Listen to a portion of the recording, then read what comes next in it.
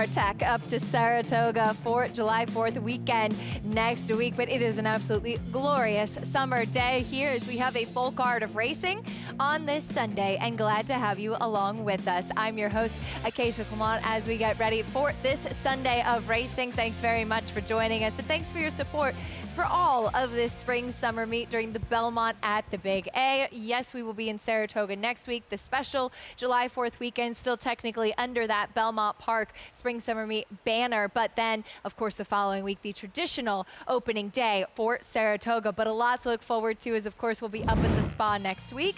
But for Aqueduct today, we have plenty of excitement. We're fast and firm here in New York. We'll be showing you races 1 through 6 on today's show.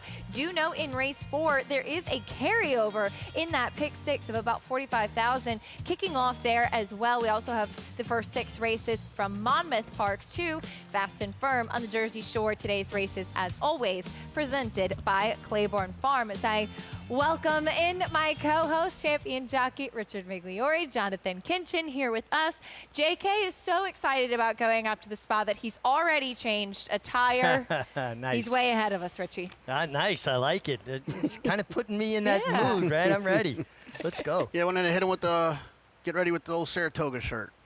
I don't know. But we're not done at Aqueduct yet. Nope. We got some good racing to look forward to today. Some good racing here, good racing at Monmouth, and it's great to be on the desk with the two of you. Good way to close out this Belmont at the Big A. That's right. And it's a 2-year-old race in the race 2 as well. I love a 2-year-old race. It's one of the good things to get excited about at Saratoga. You get to see all the future stars as well as all of the current stars. It works out really well, so why not send us out with a good one? We'll talk a little bit more about the card in a moment from both New York and Monmouth, but just a reminder, you can play along with all of the action over at Naira Bets. It's really the only way to do it. You can bet any track, anywhere, anytime with Naira Bets. Sign up today and get up to a $200 deposit match bonus with promo code BONUS200. Enjoy betting on over 300 tracks around the world and start winning today. Join now at nairabets.com to get started. Race 1 coming up next here, Belmont at the Big A. It's New York Reds on the turf going a mile and an eighth in this maiden special weight for the fillies and mares. You've got a couple of entries, both of whom are taking money, leaving to a pretty even board, Richie. It really is an even board. And, you know, we had this conversation yesterday, Jonathan, where with an entry, you may not like one of it, but they're going to take more money because people love a bargain, 2 for the price of 1. Yeah, it's tricky here with these two. I mean, I think both of the entries are interesting, especially because I think it's time to start getting your mind wrapped around trying to beat these Chad Brown runners that are sometimes overbet. I think there's an opportunity to do that here. Well, as we bring in Maggie Wolfendale joining us from the paddock. Maggie, I love a buy one, get one free opportunity, not necessarily with entries. What are your thoughts on the field for the opener?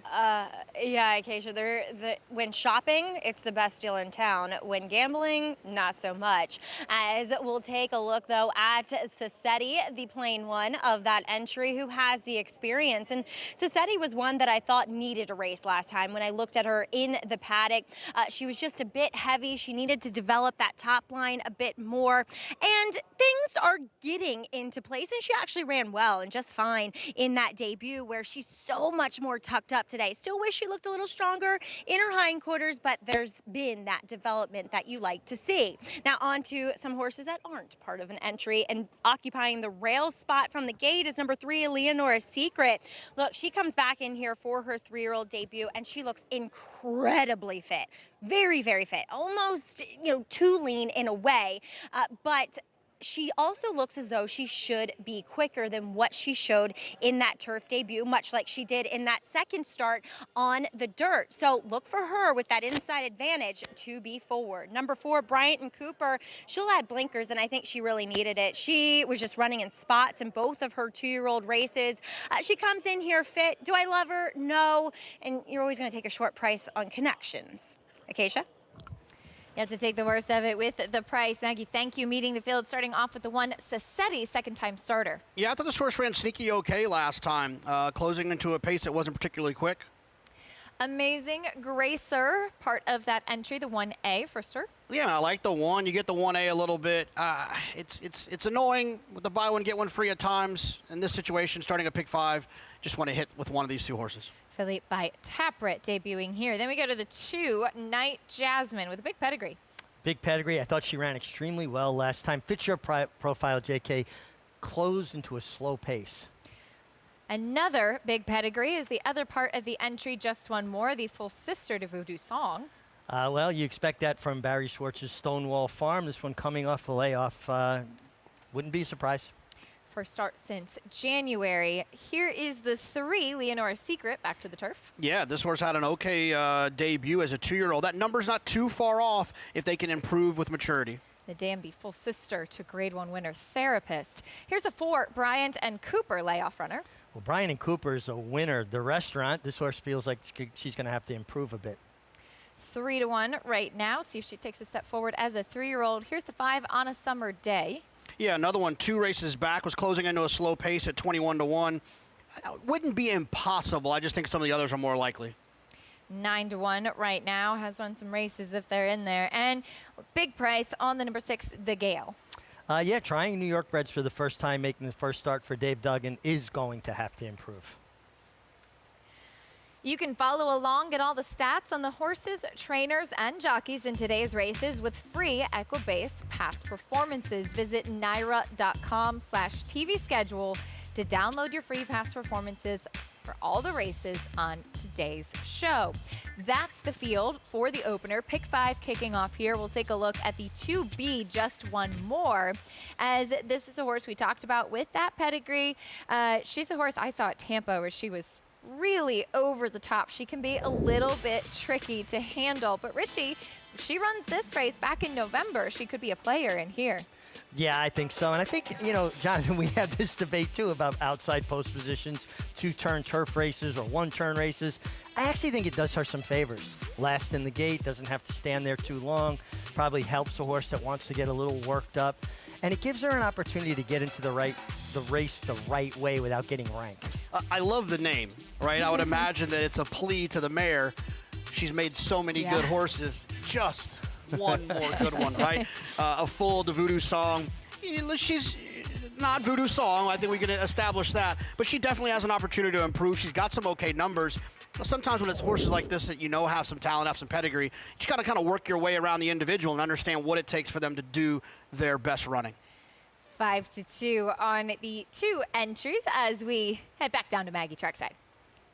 And guys, don't forget that Voodoo Song took a little while to come to hand himself. So I'm not going to hold the fact that we haven't seen that much as far as performances in 3 starts from Just One More, as she will be my pick in here. And as Acacia said, she is fairly high strung, though she's holding it together well, and they opted to keep her quite smartly in the saddling stalls down in the paddock. A, to obviously contain her excitement, and B, because it is quite warm today and it feels as though the heat really radiates off those rubber bricks in this Aqueduct paddock. And I like the way she's handling herself in the post braid so far. Ricardo Santana kicking his legs or his feet out of the irons, letting his legs dangle just to try to keep her calm. This is the best I've seen her weight. I haven't seen her since last year as a 3-year-old, but she really looks as though she's filled out quite nicely, and the addition of Lasix can't hurt either. As we'll move on to the first-time starter. That is Amazing Gracer. I just automatically think of my daughter Grace because Gracer is what my dad or her grandpa calls her. And she is an amazing Gracer for sure. But this one, the Fool, is a 2-time turf marathon winner by the name Bourbon Thief. So while you don't necessarily think of Taproot as a productive turf sire, this one's definitely on the right surface first time out, but she's quite big, quite kind of gangly looking. Just looks as though a start will be needed to develop a bit more, but one I want to watch with interest, and 2, kind of hinting back at her brother, Acacia, it feels like she might want to go even further than this 1 1/8. I know that's kind of crazy to say, but she might just get going towards the end.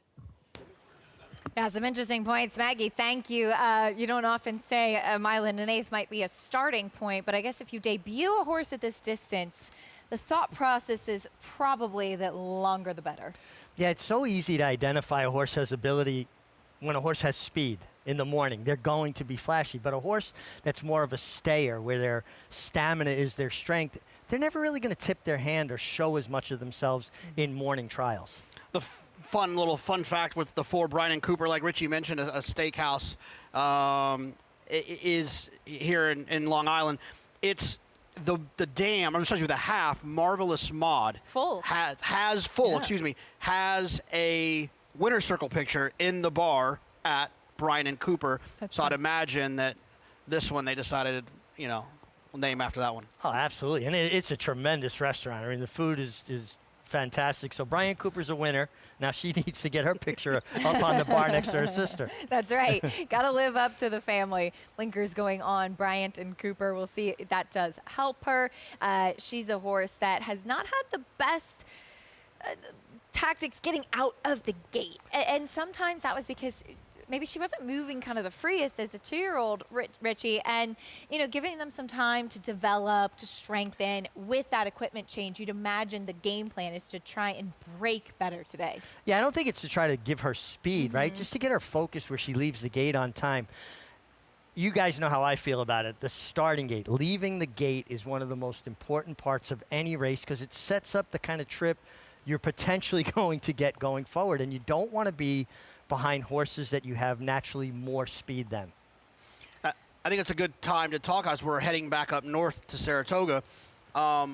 This is just a reminder for me that if this was a game where we just had to cold pick winners, I would pick Chad very often because he wins a lot. Sure. But his horses are sometimes overbet because of his success. And I think when you can find opportunities to beat his horses, which are few and far between, you have to take advantage of them because there is value on other horses. If the 4 was trained by Jim McWilliams, the horse would be 5 or 6 to 1. I like Chad Jim. Brown. Now he's 3. Yeah, Jim's a nice guy. Nice fictional guy. Loading in for race 1 on the turf. Some good points to keep an eye on. We send it up to the voice of the Big A, Chris Griffin, standing by with the call.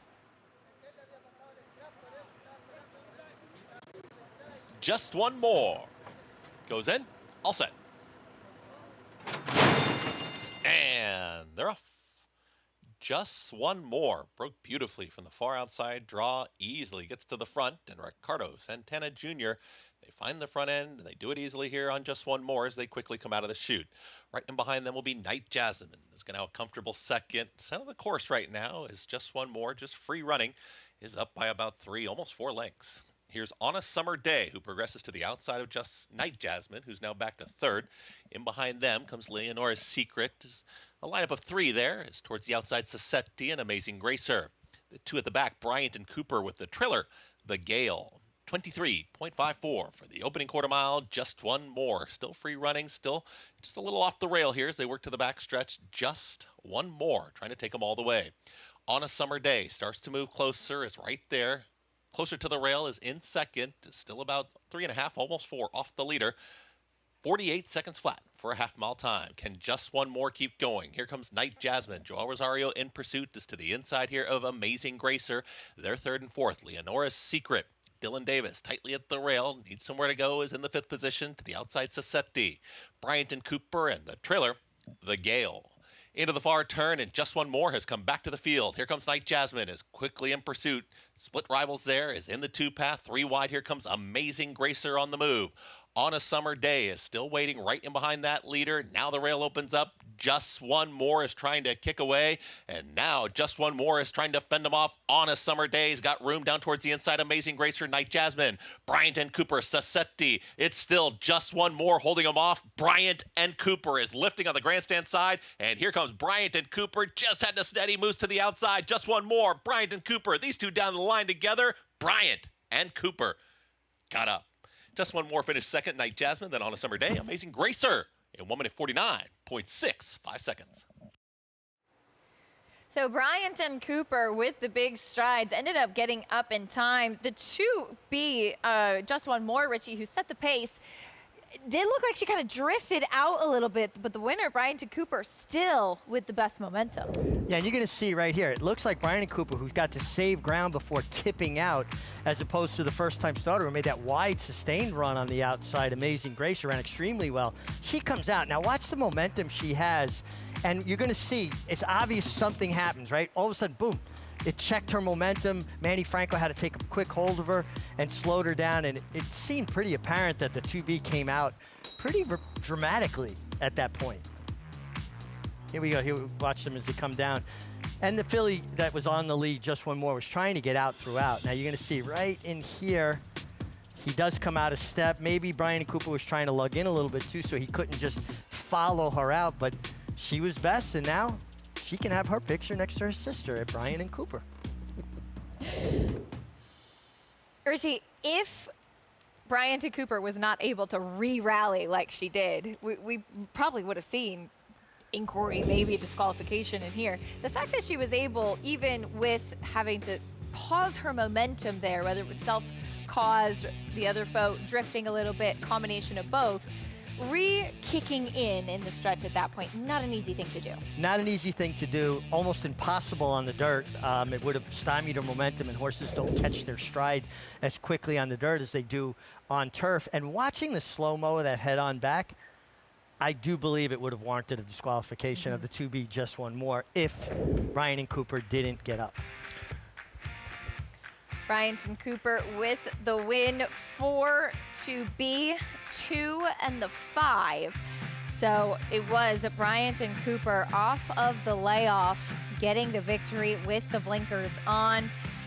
Manny Franco giving a terrific ride, and that kind of ground-saving trip, Jonathan, that Richie was touching on, the ideal trip you love to see in turf racing. Absolutely. You'd like to think that Chad's decision to add the blinkers probably helped with that final late kick where Brian Cooper really kind of leveled off, and outside of having to avoid the 2B coming out a little bit, was really closing best of all, and probably would have won by open links at the end if it wasn't for that interference. But that nice inside-out trip, right? You want a horse to be able to get in the clear and, you know, be able to use their stride, but saving ground first before tipping out.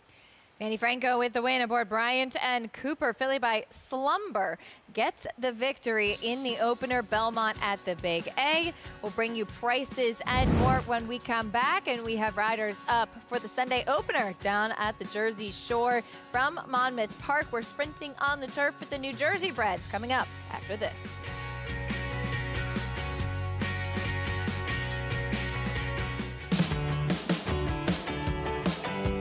We know that the horses are the foundation of this industry, but it's the people that brings us together. We need to celebrate the community that is horse racing. The stories are amazing. The people that you meet and the love they have for this business warms your heart and renews one's faith in this industry. I think this is one of the best things we've done in the last few years in horse racing, but it has to happen with somebody nominating an individual.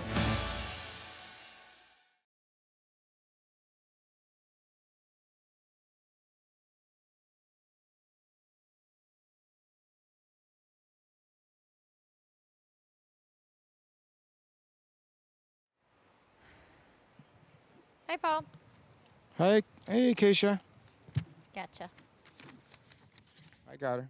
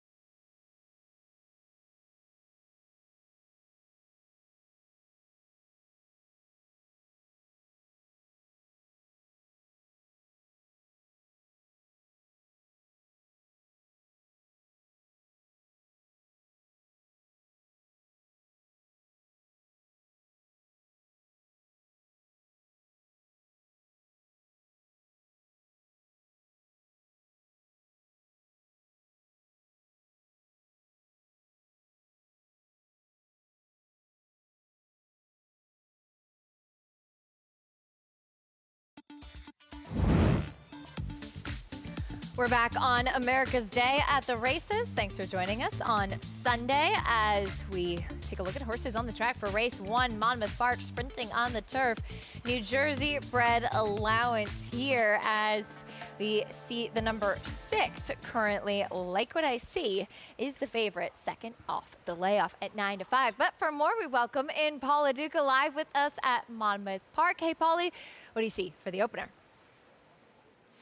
Happy Sunday to you, Acacia, as well as JK and Meg on the set. Yeah, it's a beautiful day out here at Monmouth Park, a little bit on the hot side. So if you see any of your horses a little bit washy or a little bit on the hot side, listen, it's a hot and humid day out here. So the horses are on the turf course, or going on the turf course for race number 1 here. And I'll start with the 5 in here, Smuggler's Gold. A horse that's only had 2 races on the turf, but both have been very good for Cat Lynch, and a horse that will close from way out of it. Now, right now, about 6-1. I thought this horse was the best value on the board. Now, the horse to beat is the 6, Like What I See, but he's a 10-year-old now, and I'm wondering if he can put back-to-back races together. You know, he's got 13 seconds. You know, the 5 is a 3-year-old, 6 is a 10-year-old. The 5's given almost, well, exactly 39 races of inexperience, or experience is going towards your favorite in here. You know, the 8 is taking a lot of money too. I think this is more Paco Lopez money. I do think this horse might be a better sprinter. 1 for 15 lifetime, and the 1 win was sprinting, 1 for 13 on the turf, but this horse should not be 2-1. I think that's the Paco Lopez effect, the leading rider here. And I thought the 2, you know, if the 6 does not fire again in here, the 2 and the 6 got kind of in a speed duel last time out. The 6 was able to outdo that horse, and maybe the 2, with the 6 being a 10-year-old and back-to-back races, the 2 could be dangerous if the 6 doesn't go to the front end. But I'm going to stick with the 5 here, Smuggler's Gold. I think a horse that actually a 3-year-old that wants to be on the turf, Acacia. Intriguing prospect. Paul, thank you. Smuggler's Gold for Cal Lynch. As Paul mentioned, only had a couple races on the turf. Both of them were good efforts. Finished behind the favorite, Like What I See, last time out, Richie. And actually had some trouble. Ran out of ground late. Jonathan was closing well and just kind of ran into rush hour traffic. I think that's what happens when you have closers in turf sprints. You know, I think at 6-1, I've got no problem taking horses that come from out of it in turf sprints. But if I'm going to lean on somebody, especially at a short price, I want them to be a little bit more involved early. I think about Acacia, a horse I know you know very well, Big Invasion. I loved Big Invasion, but at a short price, he always left fate up, you know, in the air, whether or not he was going to get stopped, whether the pace was going to be slow. You know, you have horses like Golden Pal. He made his own trip a majority of the time. That's one thing to keep an eye out for in turf sprints. The nose defeat in the Breeders' Cup Turf Sprint still might be one of the most painful races ever, but thanks for bringing it up, Jonathan. It was a great reminder. I can hear the hurt in your voice. Loading in for race 1, sprinting on the turf at Monmouth Park. Here's Matt Dinnerman with the call. Back is one of them. I Can Explain to the outside post. 9 races today here at Monmouth. Good luck. We're ready to go.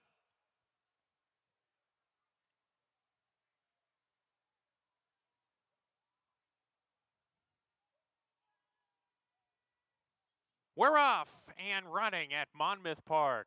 I Can Explain on the far outside wins the start. Just Comply is quickest, though. Strides to the lead. Midnight Story claiming the second position. Like What I See, stalking the pace in the early stages, third as they come out of the chute. Bustin' Loose fourth with I Can Explain to the outside. They're 2 better than Vesparo. Coracle down on the inside is 5 off the pace. 5 clear of Smuggler's Gold. Dr. Doyle is second to last. And Amore de Oro well out of it as they go towards the far turn. Just Comply, 3 furlongs to go. The pacemaker a length here. Midnight Story sent after the leader from second. Like What I See is third on the fence, 2 lengths behind. Vesparo tries to creep in, splits horses. I Can Explain in the 3 pass, shaken up, not producing a bid at the top of the stretch where Just Comply is still in front. Just Comply with 1 furlong to go. Like What I See tried to get through between horses. There was no room. Is going to duck to the inside. Vesparo's coming. Like What I See finds a seam. Smuggler's Gold is charging, and here comes Smuggler's Gold. And Smuggler's Gold's your winner. Just flew to the front. Smuggler's Gold gets it.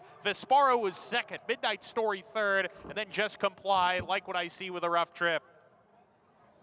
Smuggler's Gold at 5-1. Nice call by Paul. Gets the victory, closing on the outside. This horse really ran extremely well, was wide turning for home, but had momentum. Jonathan came charging down the center of the track. You're going to see very late, Paco Lopez on the runner-up of Vesparo kind of stands up. Was this a little bit of a grandstand here, or did the 5 come in on him a little bit? Watch as we get close to the wire, right in here. Looked to me like everything was all fine and second best anyway. Yeah, I feel like there's maybe a little gold trophy, an Oscar. You gotta sell it. You gotta bounce off the saddle one time. Bounce off the saddle, spoken like somebody that knows how to do it. Back over to New York, Bryant and Cooper off the layoff, gets the victory. 3-year-old debut, a winning one for this filly. Yeah, and she certainly improved from her 2-year-old form, and add blinkers and came with a resolute run. But again, that inside-out trip, that's what you want on turf, right? The best of both worlds. Save ground, but get in the clear so your horse could really use their stride. And I tell you, Slumber, the small crop of horses, is actually a decent sire. Yeah, he's had a lot of winners, actually. This is a good example of blinkers. I think that a neophyte horse player might think that blinkers are just to help a horse show more speed. It's not always the case. It's an enhanced focus, and that can come late in a race or early in a race. In Brian and Cooper's situation, it came late in the race. $8.40 winner, Bryant and Cooper with Manny Franco in the saddle, gets the win in the opener. Race 2 is brought to you by Spendthrift Farms, 6-time reigning champion General Sire Into Mischief, sire of this year's Kentucky Derby and Belmont Stakes winner, Sovereignty. As we take a look at the field for the 2-year-olds here, coming up in race 2 in our Spendthrift Farm 2-year-old race of the day, sprinting on the turf. It's a restricted maiden special weight in this spot. So 5-2 right now on the number 4, Devilish Grin, debuting for Amelia Green. Yeah, well, this is something we'll see this summer as well. As this horse worked last time on the turf at Saratoga, so you don't have to guess, are these horses going to appreciate the grass? Or they've been working on the dirt, but how are they going to work on the grass? It looks to seem like the workout report suggests that Devilish Grin worked well on the grass, so a good indication she might run well here.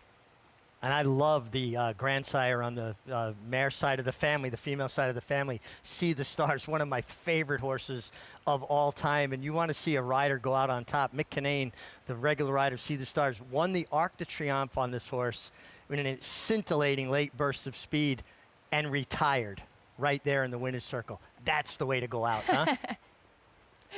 Better than going out on your head. Certainly finishing well. Yeah, this one, I mean, there is some European pedigree in the bottom side. The second dam won the Epsom Oaks, so Group 1 winner in Europe. This horse worked 10-2 at the OBS April 2-year-old sale.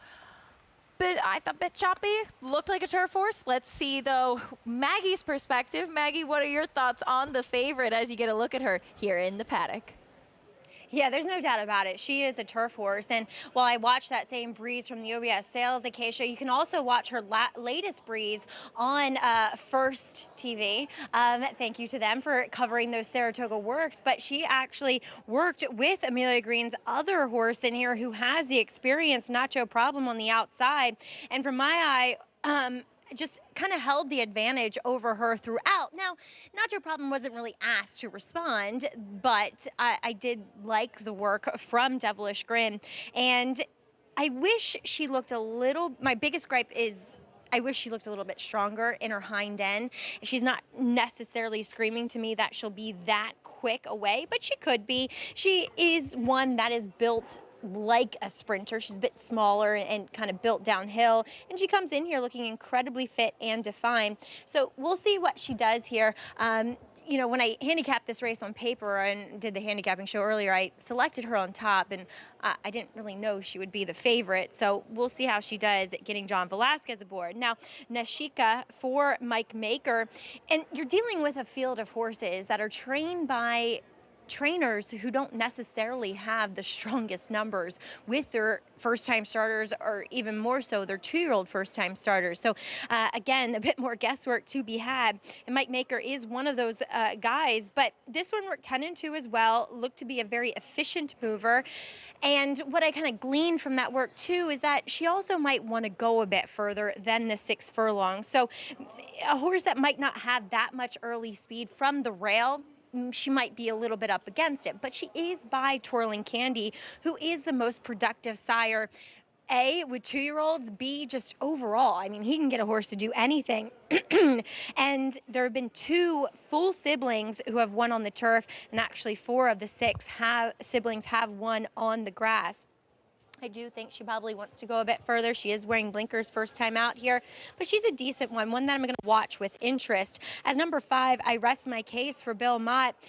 Daughter of Frosted, which doesn't scream turf, to say the least. The dam was 0 for 5 while exclusively running on the turf.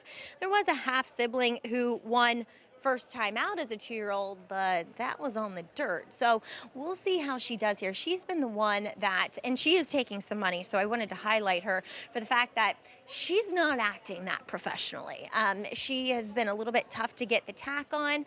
I do think, trying the turf is fine, and she looks fit enough here. She's just one that isn't really clued into what her job is yet, Acacia. So we'll see what shakes out here. Interesting group of 2-year-olds.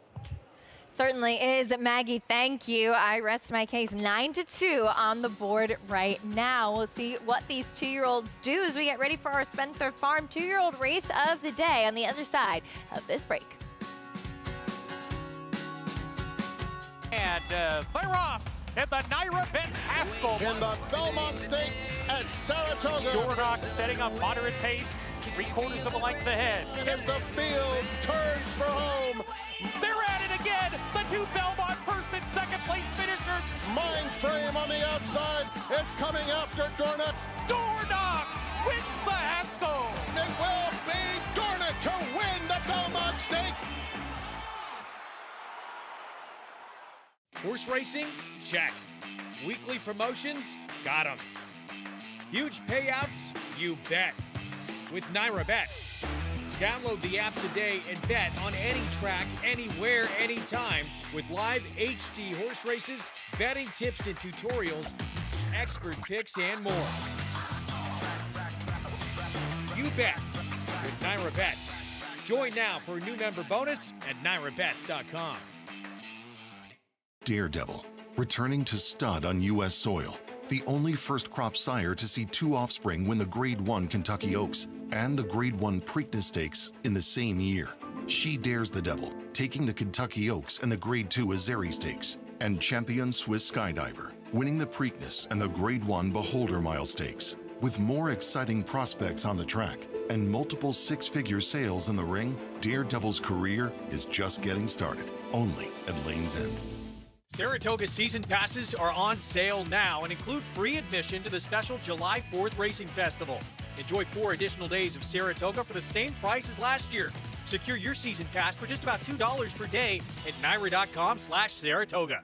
RaceLens is the most in-depth product in horse racing with unique features found nowhere else. True odds, predictive analysis, and pace projection. RaceLens. It will change the way you follow horse racing and take your game to the next level.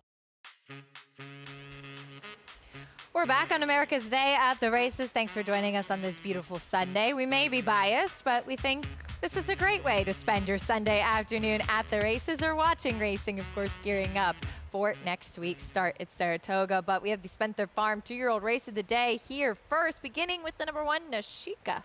These Twirling Candies have just been so versatile. They'll win on anything. Big fan of that stallion. Here's the 2, Rudy Up, trying to be the second winner for Known Agenda. Trained by Rudy Rodriguez, who used to be a jockey. So Rudy Up. He goes to Joel Rosario when he likes one. This filly's obviously a little bit green with the pony, which I never like. I take it as a negative. Does not want to do the post parade in normal fashion. She said, I'd rather go on my own, thank you. Here is the 3, Great Actress. I've always liked having Kendrick on first-time starters. I think he helps them in the gate. 12-1 on this one, debuting for Greg Sacco. Here's the favorite, Devilish Grin.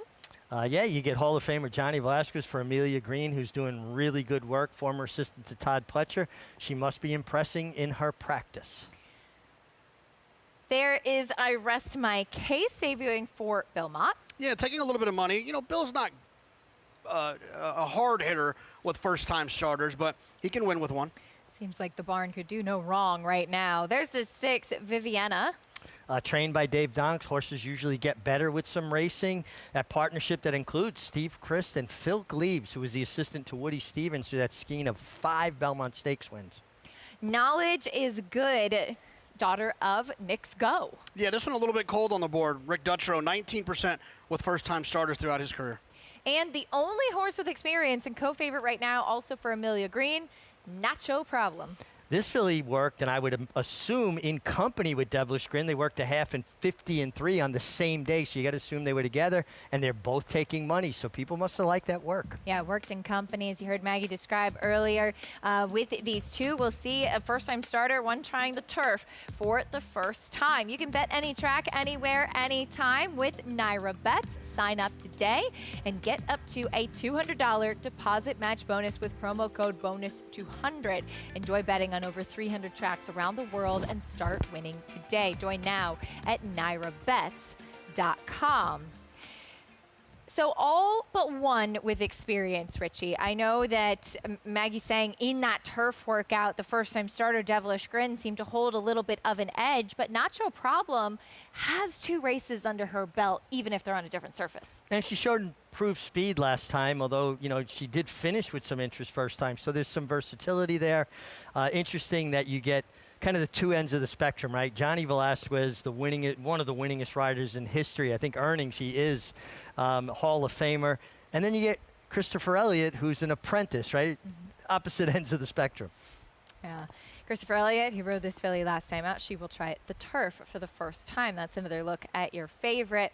Jonathan, you mentioned in the post parade a couple of horses that maybe weren't taking as much money, and for some top barns as well. When playing these baby races, how much do you pay attention to the way the board is showing you a horse might be live? Yeah, I pay a lot of attention, especially up at Saratoga, where there's 2 places, 3 places really for them to work, whether it be the Oklahoma turf course, the Oklahoma, or the Maine. So everyone's paying attention, seeing where horses are working. There's clockers everywhere. So there's not really a monster that no one knows about. That doesn't typically happen. Sometimes at certain racetracks, like at Oaklawn, where horses are coming from all over the place, one can kind of slip through the cracks. It doesn't happen too often here in New York. And so where the good works are, the money comes. You know, horses don't typically get bet off the board because of their pedigree or because they have some trainer that wins at 28% with first-time starters. It's usually a culmination of all those things. So I think the money in maiden races is definitely one to keep an eye on. Now, look, when we get into the summer and there's some of those wars we see where it's everyone's fastest horse in the world, sure, a 7-to-1 shot can sneak into the mix here. But I do trust the tote board quite a bit when it comes to these races.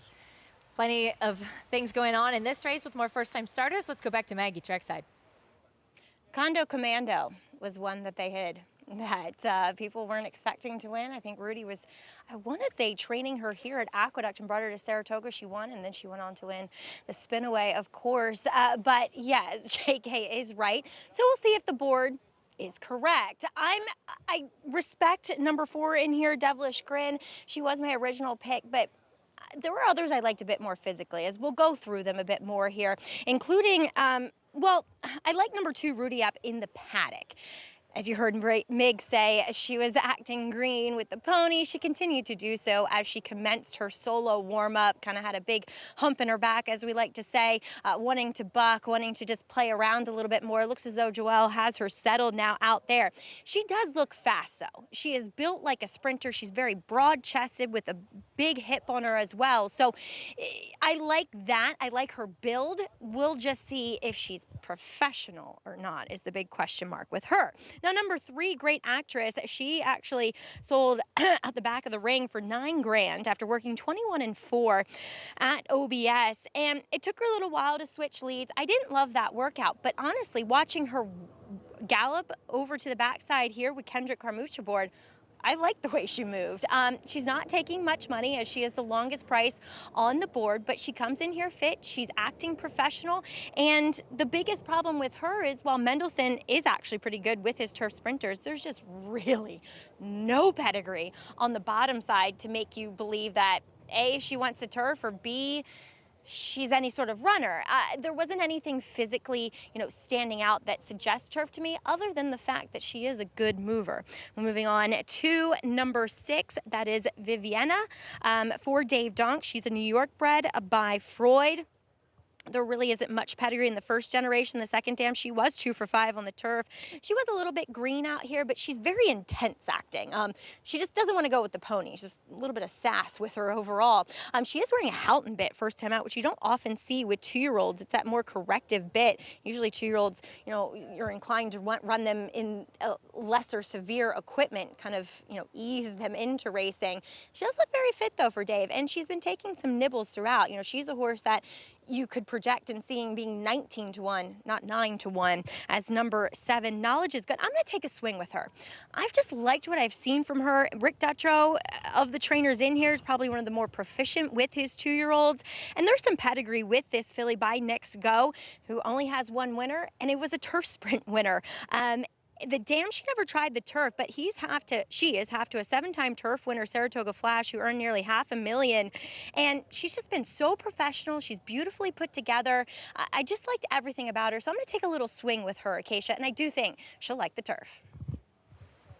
And she's a nice price. Maggie, thank you. Knowledge is good, debuting for Next Go, who his progeny are 1 for 7 so far. As Maggie mentioned, the only winner, a turf winner. And it is fun getting a chance to see these stallions that we remember being so successful on the racetrack and see and follow how their progeny do. Yeah, we watch them compete, so we're always curious about how their offspring are going to do at the races, how they look or, correlate to their pedigrees, their dam, their sire.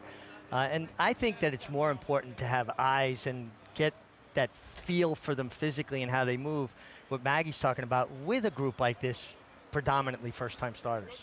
It's a game that keeps on giving with these horses and their offspring. Twirling Candy, I watched him win the Malibu from a Texas Roadhouse restroom in Grand Island, Nebraska on my phone. How about that?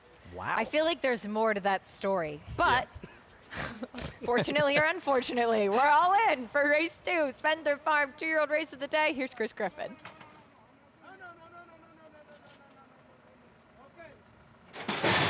And they're off.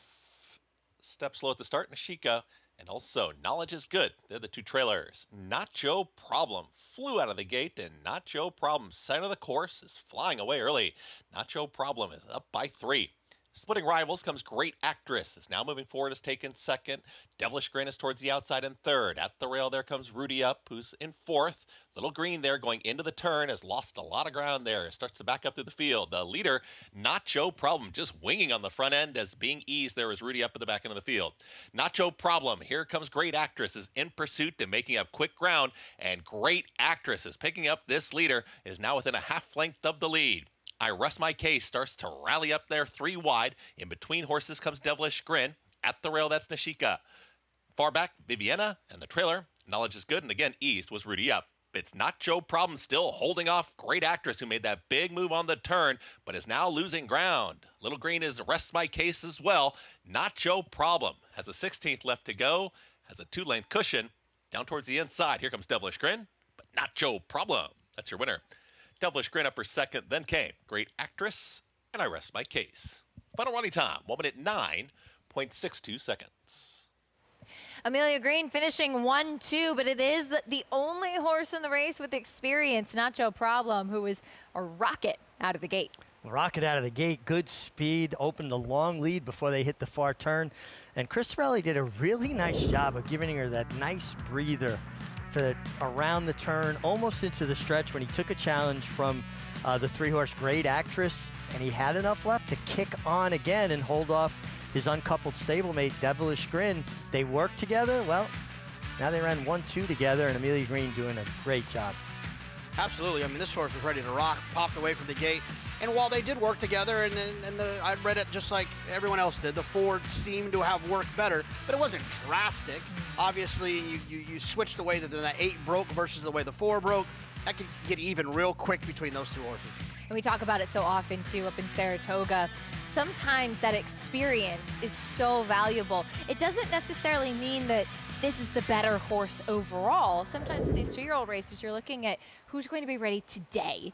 And sometimes that experience does make a difference. Well, experience is so key because not only do you have more fitness, just naturally more foundation, you know what it's about. You've been there. You've seen the lay of the land. There's not as many new things being thrown at you. This filly showed good speed and finished well despite never changing leads, leading with her left foreleg as opposed to her right foreleg through the stretch.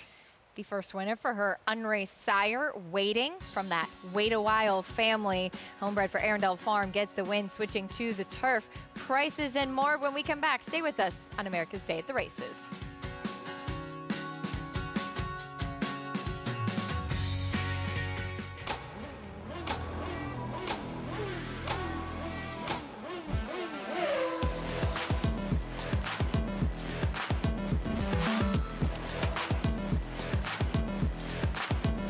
Prince of Monaco's Too Good for Moose, an impressive winner of the best pal.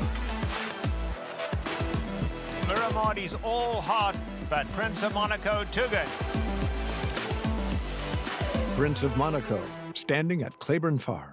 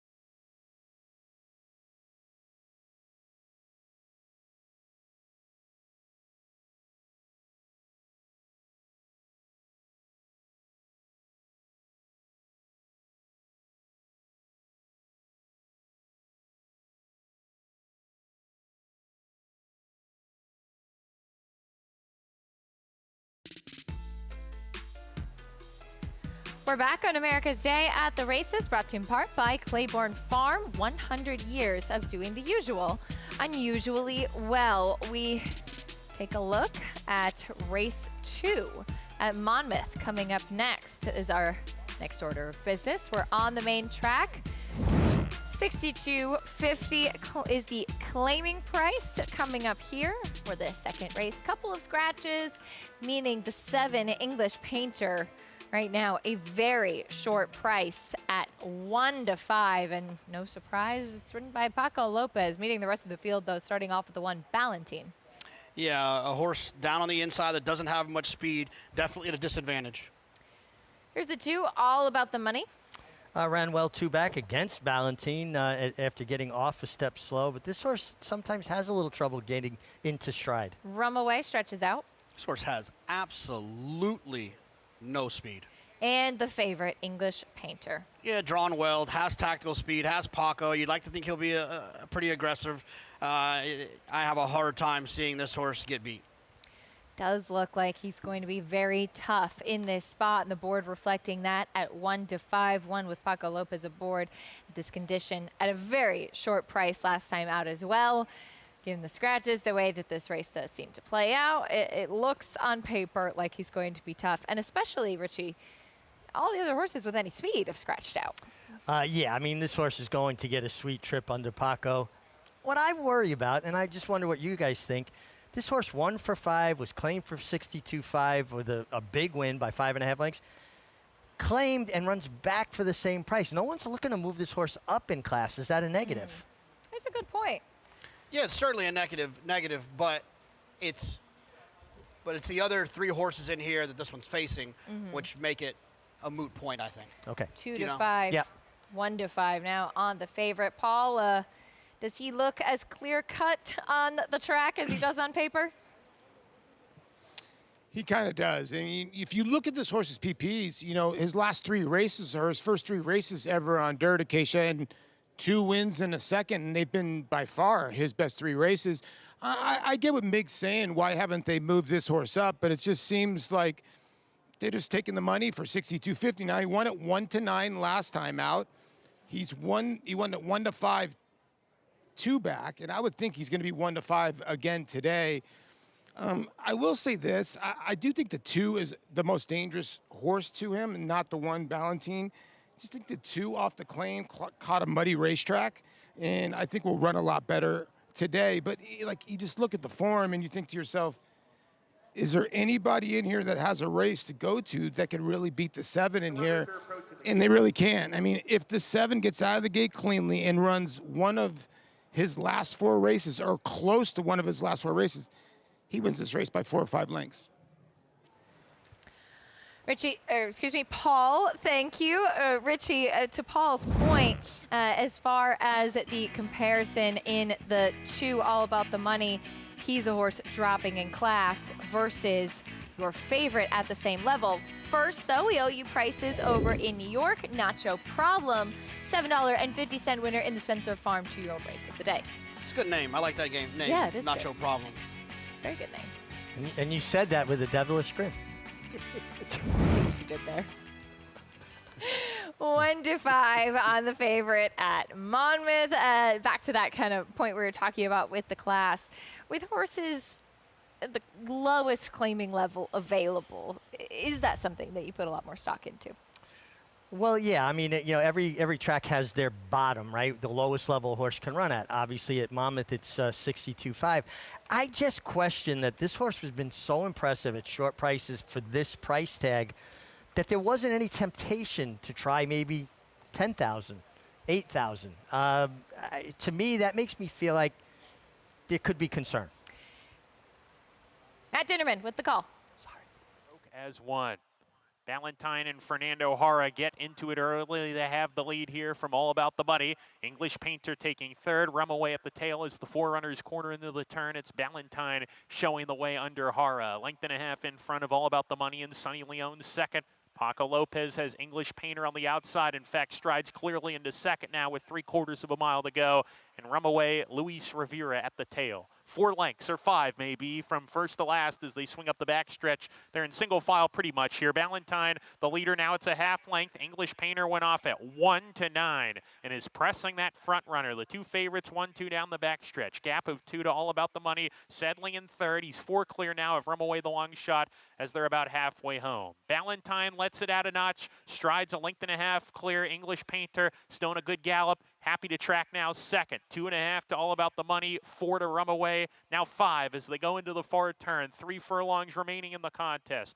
Ballantine length in front. English Painter on the outside getting closer. Shown more rain and they pick up the pace with 5/16 to go. Ballantine under a ride now to keep pace on the lead. He's just a neck in front. English Painter right there to the outside. And these 2 hook up with a 1/4 mile more to go. They're in a match race here. Ballantine under the left-handed encouragement. Mild brush there with English Painter. Painter as they swing off the corner here. And English Painter now kicks on. English Painter a length in front of Ballantyne as English Painter accelerates to the lead. Spurts to clear with a 16 to go. Ballantyne is trying, but he's no match for English Painter, who's going to pick up his third win in a row. English Painter, razor sharp. Ballantyne was second, all about the money third. Rumaway fourth.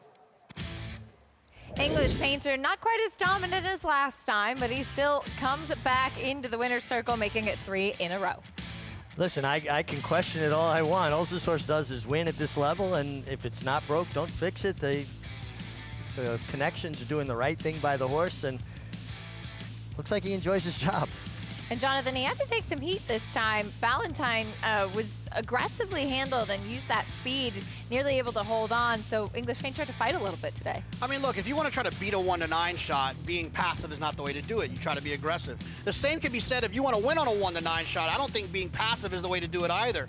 I feel like they both did their job to do the best that they possibly could. 7-1-2-5 in race 2. Monmouth Park 3 in a row for English Painter.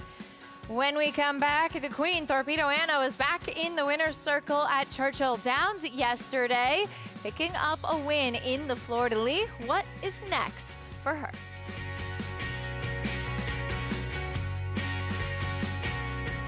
Say hello to Move.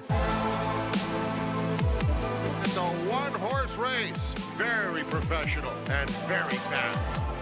Move, rolling home by 4 in fine style. Muth, the son of good magic, coming down the stretch in Hot Springs to win it.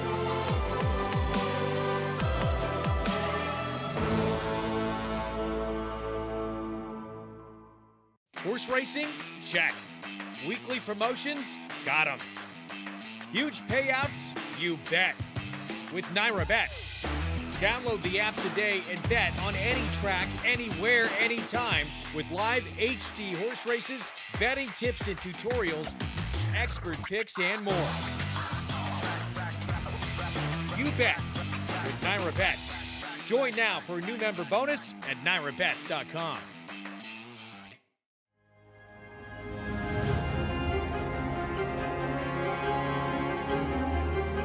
Greatest Honor has taken the lead now. Less than a quarter of a mile to go, and Greatest Honor starts to get away. Greatest Honor, he's an easy winner in the Holy Bull. And here he comes now. Greatest Honor finding his best ride right when he needs to, and he's going to run down, drain the clock to win the Fountain of Youth. Join us at Saratoga Racecourse for the 5th annual New York Thoroughbred Aftercare Day. This special live race day features the Rick Violet Stakes, named after the pioneer in aftercare in New York, and celebrates both retired racehorses and the great organizations established in New York to support them. Bring the whole family. It's a day at Saratoga you don't want to miss. Free with paid admission. New York Thoroughbred Aftercare Day, Thursday, July 17th. We're back on America's Day at the races. Glad to have you with us as we have the third race coming up, Belmont at the Big A. And right now, a short price down to the rail. The one Tuscan Gold making his first start since trying the Preakness behind Seize the Gray in May of 2024. So a big layoff to contend with here. Long layoff, but the right trainer, Chad Brown, who layoffs seem to not be an issue, Jonathan. No, I'm not too concerned with that. I think this is a 2-horse race between the 1 and the 3. I think the Tuscan Gold obviously has a lot of back class, but it's not a foregone conclusion, in my opinion. Fun fact is also the half-brother to the 5, contrary thinking. So we have brothers racing together in this race. But Maggie, Tuscan Gold, big layoff. What are you seeing from him in the paddock today? Well, it just goes to show that sometimes genetics, they just are weird. Because these two horses couldn't look anything less alike as far as being half brothers, but we'll check in, yes, with Tuscan Gold as he comes back off of that fourth place effort in the Preakness, wired that day over that wet racetrack. And Tuscan Gold is a horse that I've always thought was incredibly good looking. I mean, he's just beautifully put together. He is very elegant and a lot of scope to his frame, and he looks very fit coming back here, it must be said. Now, the thing is, though, is does he get the right kind of setup for the pace to come back? And furthermore, is he a horse that is going to be better with more ground, namely around 2 turns? That's what he looks like, but maybe he gets the right setup today because as Chad Brown has opted to run his half-brother contrary thinking and stretch him out for the first time, maybe he's looking to ensure a fast pace, obviously with the presence of Hop Sing in here too. Look, this horse looks like a sprinter, but the fact of the matter is there's plenty of pedigree for contrary thinking to be effective going longer, and precisely at this mile distance, I think it could play into his wheelhouse because he's the complete opposite of his half-brother. He's small, he's compact, he's built downhill, he has these really round hindquarters. They kind of have the same disposition, that they're quite laid back and not horses that really get too worked up prior to a start. So we'll see what he does here. Do they go with him? Not a horse that had an abundance of speed in those sprint races. Obviously, just through attrition should be that much closer to the pace, but I'm not sure. I don't particularly love him stretching out Acacia. I just feel like there's some horses that at least physically are more built for this stamina.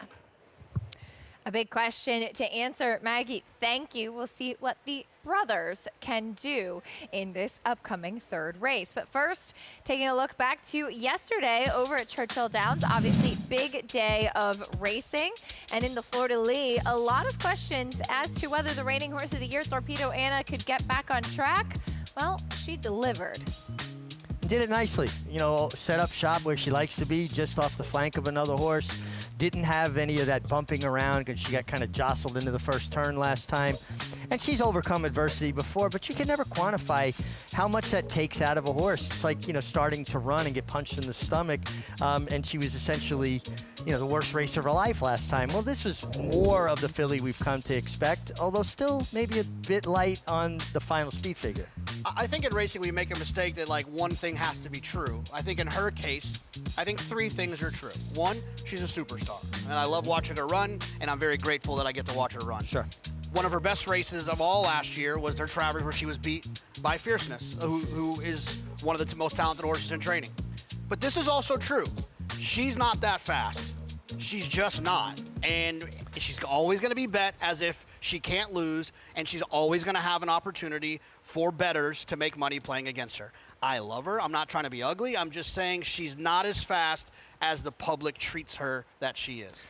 Would it be more fair to frame it this way, that at least since the Travers, she hasn't been as fast? Because the Travers, she got 110 buyer figure, and she ran as hard as a horse can possibly run. Did that race make her regress, where she doesn't want to go back to that place? But my point, Jonathan, is she was fast.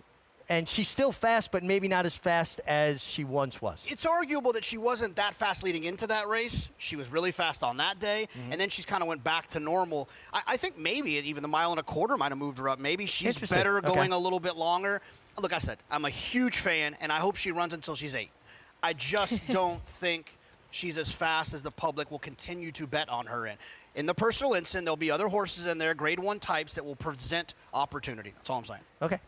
If you're looking to make money, maybe some other alternatives might be appealing. Meet the field, though, for race 3, Belmont at the Big A. Tuscan Gold kicks us off.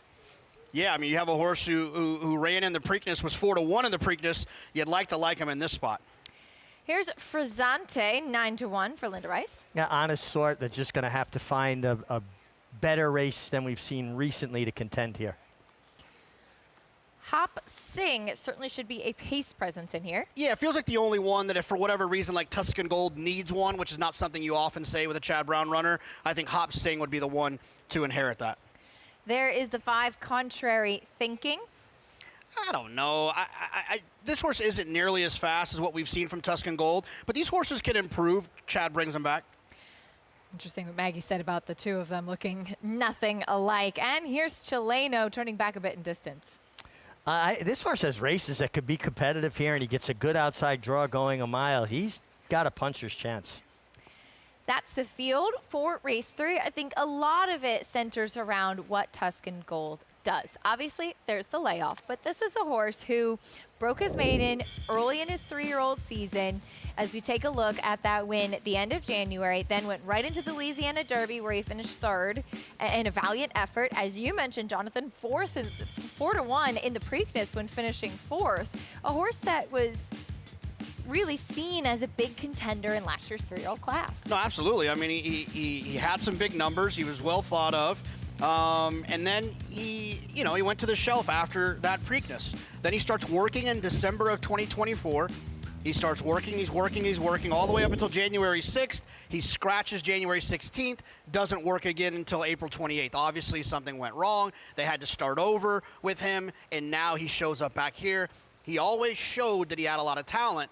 And these are the types of horses that, the Chads, the Todds, the Brad Coxes, the Bob Bafferts, the Michael McCarthy's, the list goes on, the Bill Motts. They have a bunch of talented horses that just some of them need a break. And then they can come back and have their next opportunity at being older horses, and they can jump right back into the fold and kind of pick up where they left off. He's feeling a little fresh out there, huh, Richie? Yeah, he's definitely on his toes, a bit frisky. Was really pulling Joel Rosario. Joel Rosario's got such nice hands. And when they got to the backstretch, he was leaning up water skiing, using his body weight to keep him under control. When you have a horse like that has ability, obviously, but sometimes coming back off the bench, they can be a little bit fresh coming to the races for the first time in a while. Oh, yeah, they got that nervous energy built up, and they're fresh, and they want to run out of there. So he might even put himself even more in the game today off the layoff. As far as the pace is concerned, Jonathan, the 3 Hopsing, you said, was kind of the other horse in this race, and the board reflecting that as well. Took a while to break his maiden, but he's run some fast efforts. He has. I mean, I would think Ricardo will be aggressive and try to take advantage of this pace situation. I don't think Tuscan Gold's going to be that far off. He's not like a deep closer. He's just a horse, I think, that probably wants something to run at. There he is, Hopsing. We'll see what kind of impression he's made as we go back to Maggie. Well, for me, especially in any kind of racing, I just like horses that have speed.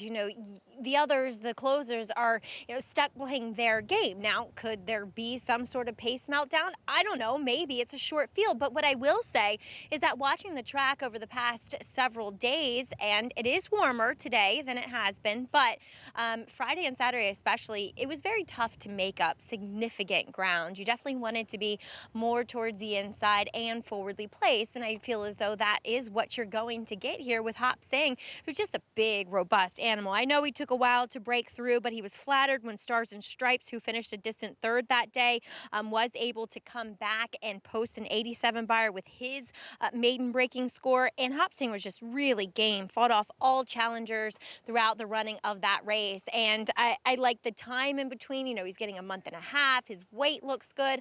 All things good for Hopsing in here. As another horse that's getting some attention, I think rightfully so, is number 6 Chileno, whom is coming back 3rd off of a layoff, finally gets back to a fast track, gets back to a mile where he has posted some of his fastest efforts to date.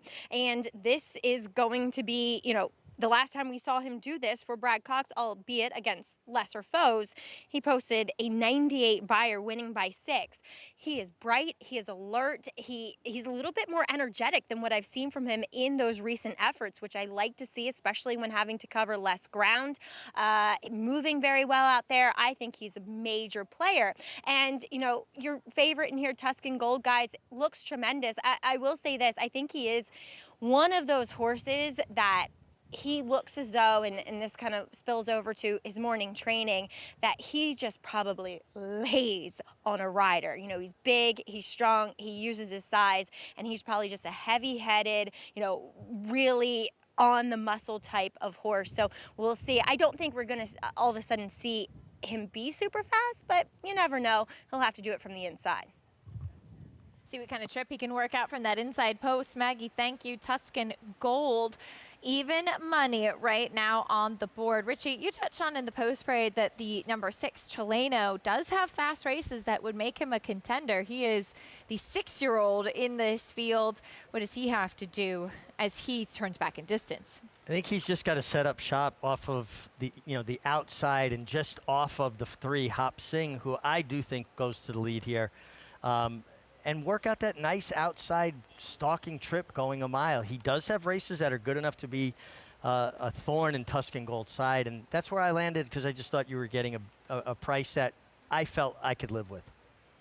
Jonathan, with that horse right there, Hop Sing, how did you see the race playing out pace-wise in here? Yeah, I mean, I think Hop Sing will run away from there. I just think if Tuscan Gold can stay connected, I think Tuscan Gold will run this horse down. If Hop Sing is aggressively ridden, like we know Ricardo can do from time to time, he could get loose out there. Fun allowance coming up featuring the return of Tuscan Gold. Here's Chris Griffin. Sharply from in between horses, it's Hop Sing, Contrary Thinking, and also Chileno. Those front 3 are well out there in the center of the racetrack, and now Contrary Thinking will press on. Dylan Davis on Contrary Thinking. They're up by a half length. Hop Sing towards the inside is the gray, and they're the top duo as they come out of the chute. Tightly bunched field, though, as they back off the early pace, and Chileno is 3 wide. Splitting those rivals, Frazzanti is in between horses now in 4th, and the trailer, Tuscan Gold. 24 seconds flat. Easy opening quarter mile here for Contrary Thinking is in front. Now kicks it up, is up by a length and a half. Hop Sing is going to take the rail journey now. Is the gray tightly at the rail here, is a challenging second with Chileno out wider. Is now a shared third, starts to move forward after Contrary Thinking, who's alone up front. The 2 trailers still Frazzanti and Tuscan Gold. 47.61 for a half-mile time. Contrary Thinking, enjoying things so far, is into the turn, is up by a half length. Chileno in full pursuit does Hop Sing. Not asked the question yet. Now Hop Sing is trying to progress, moved off the rail and moves towards the outside. A lot of ground to make up here for Tuscan Gold and Frazzanti. They're the 2 trailers. Contrary Thinking just galloping along, reaches the top of the stretch, has barely been asked, and now Contrary Thinking gets the cue, hugs the rail. Chileno in full pursuit is fully extended. Hop Sing is chasing on the far outside. Tuscan Gold, Frazzanti. Contrary Thinking has a furlong left to go and is widening this margin. Now a 16th left. Contrary Thinking, this is going to be a front-running score. Contrary Thinking wins it. Chileno, Hop Sing, then came Tuscan Gold and Frazzanti. 1 minute 35.22 seconds. Contrary Thinking takes them gate to wire. The other Chad Brown in here as he got very comfortable on the front end, Richie.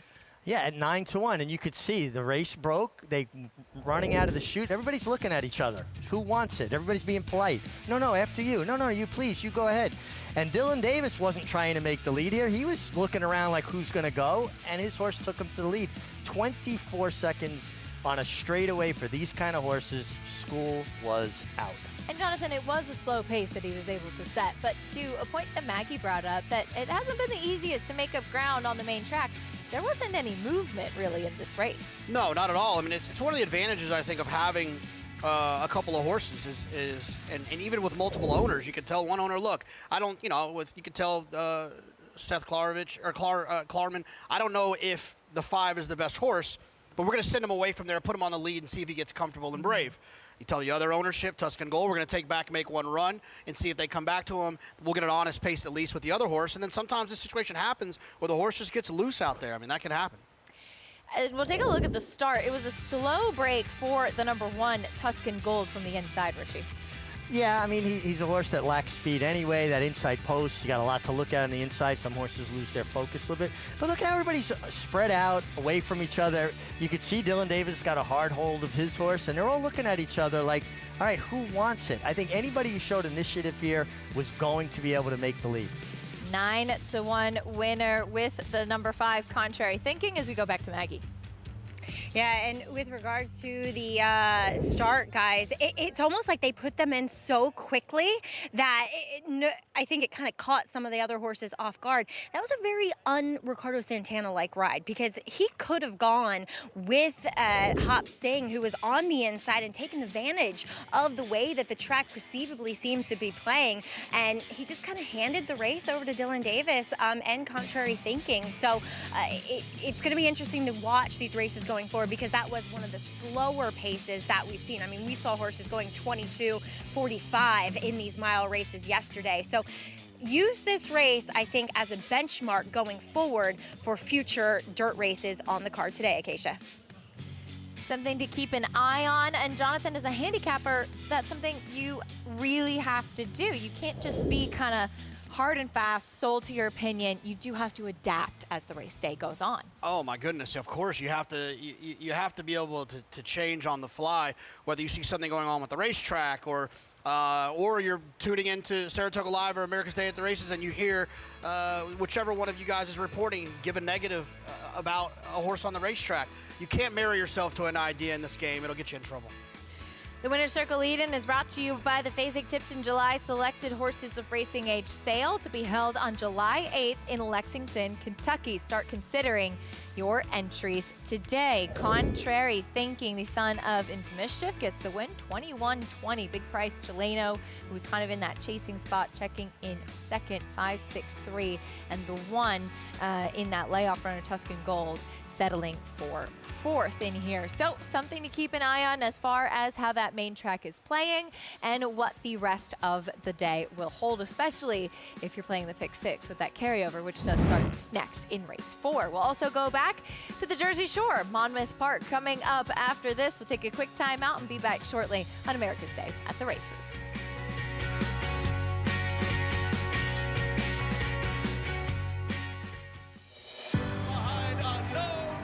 Champion, Echo Zulu, Sierra Leone does it. Early voting comes inside. He wins the Preakness. Gunite, Cyber Knight, Society, Ultima, it's Baba. Gun Pilot. Hit 1 million, hit 1 million, 1 million, hit 1 million, 900, hit 1 million, hit 1 million, hit 1 million, now 1, now million 1. You ought to put it in a half. Mark, $3 million. Thank you. Runners on top of the world.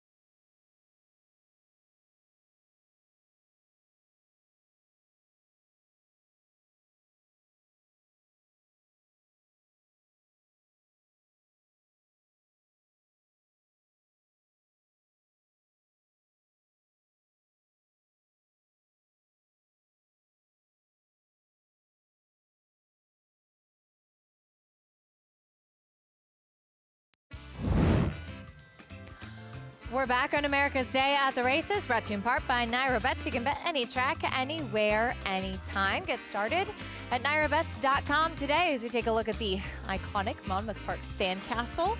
Jonathan, is Austin, he's too old for sandcastles now, right? I mean, I don't know. I feel like that's an all-age thing if you want it to be. No, he just likes punching me now. It's like his new favorite thing to do. Try to give him the death stare sometimes. Let him know that I will hurt you. I wish it was sandcastles. Make things a little bit easier, huh? Growing pains. Race 3 coming up. Monmouth Park, maiden claiming for $16,000. We're on the turf, going a mile and a 16th as the favorites out to the outside, but more on this field, starting off with the one Nouveau Depart. 96-1 last time. That's hard to do. Yeah. An underlay of 42-1 today. Here is the 2 Authentic Honor dropping in class. This is who I like. He comes out of same race as your favorite. We Live This Game. Gets a better post position this time. First-time starter Speedy Dispatch went by as the 4 editor's choice. Going to have to improve from what we've seen so far. 5 Merging Traffic. A lot of opportunities at this low level. 0 for 22. My Pal Max taking attention. Probably the main speed here comes out of a decent race at the same level. Very Satisfactory, New Barn. Yeah, couldn't win for Brad Cox 3 times odds on. Big price on the 8 TV man going by. Here's the 9 Surprise Package. Yeah, drawn towards the outside. Another one that just makes no runs. The favorite, We Live This Game. Horse getting all the money. Obviously, Paco Lopez. Tough post, 10 of 10. But he should be up close. Maybe he'll overcome that post position. Has been running against far tougher company as of late, 8-5. As we check in with Paul. Yeah, and I'm kind of with Mig here. You know, you read into that last race between the 2 and the 10. I just think those are the 2 horses that you got to look to in here. They're both horses that are dropping. So you get Sonny Leone on the 2 in here and Authentic Honor. And, you know, had the outside post last time out, like Mig was saying, goes from outside to inside. And now the 10 horse who beat him last time or didn't win the race but was in front of him goes from the 2 post out to the 10 post. So, you know, I'll take the 3-1. It looks like they'll be a little bit closer in odds, but the 10 will be your favorite when it comes to post time. But I like Authentic Honor, a horse that for Sonny Leone that can lay pretty close and can do multiple things.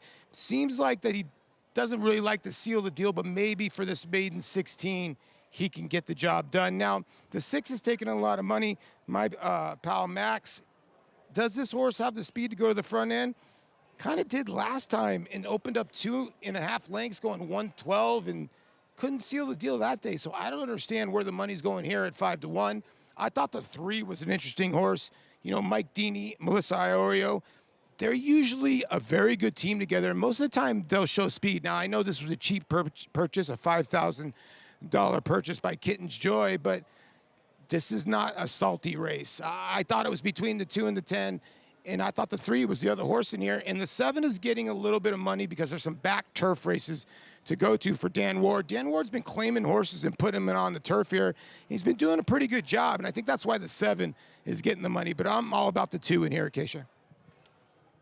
All right, Paul, thank you. The 2 Authentic Honor on a drop 5-2 right now on the board. You can take home your share of $10,000. Play the late pick 5 at Churchill Downs and Monmouth Park today. Hit the late pick 5 at one track and you can split $5,000. Hit it at both tracks and you can split $10,000. Visit NYRABets.com to opt in. 9-5 though on the number 10. We Live This Game with the big drop in class. Has had quite a few chances though, Richie, but has never run against this low of a competition. No, it just feels like both the 2 Authentic Honor and the 10 We Live This Game, and we do, we love and live this game, are just dropping to win. They said, you know what, they're running okay at this higher level. Let's win. And they both dropped into each other again. Absolutely. I mean, to me, it's a 2-horse race, and there's a lot of them in here. It's between the 2 and the 10. Those horses have been just facing better. They've been competitive against better.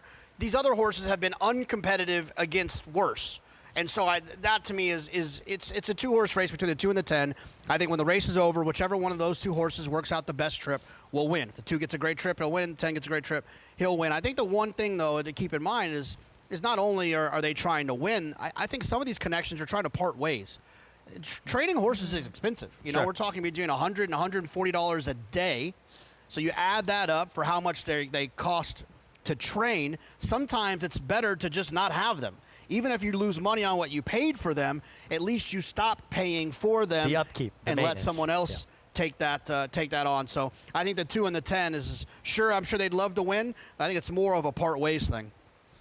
I think a very good point as well with these big drop in class. Jonathan, quickly, the 7 very satisfactories. You touched on the post parade, didn't win for previous connections. Those Paul mentioned is taking some attention and on the turf for the first time in a while. Yeah, I have a hard time when you're odds on 3 times for Brad Cox, can't win. You're less than 3-1 for Linda, can't win. I just, to me, it seems like no matter how, and it's been at these lower levels, so it's not as if there's a newfound low level here. I just don't think Very Satisfactory is going to win on his 15th try. See what happens as he switches back to the turf. The favorite continues to be the 10. We Live This Game, though. 9-5 right now on the board. We'll see how it does play out. Couple left to load. We'll send it up to track announcer Matt Dinnerman for the call. Editor's choice in the Ocean View stable colors. Loading. Post 4. Surprise package in the yellow goes in. Here's Editor's choice. 2 back.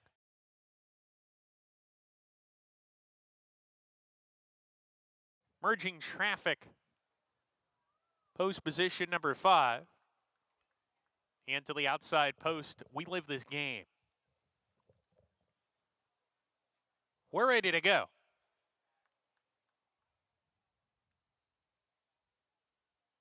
And they're off. The first-time starter, Speedy Dispatch, was away a little bit slowly.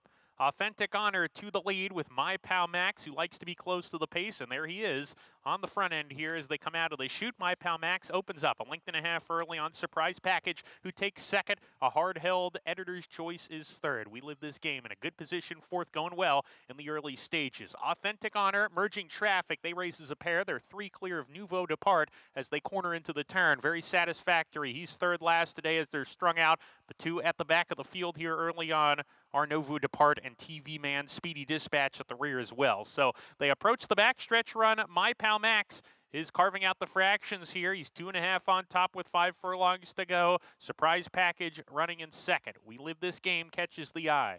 He has the ears prick, goes well in third, ahead of Editor's Choice, who's down on the inside. Then Merging Traffic, Authentic Honor as they start to pack up just a little bit. The first 5 anyway, separated by 4 lengths now. 2 more to TV Man. Very Satisfactory under a hard ride here.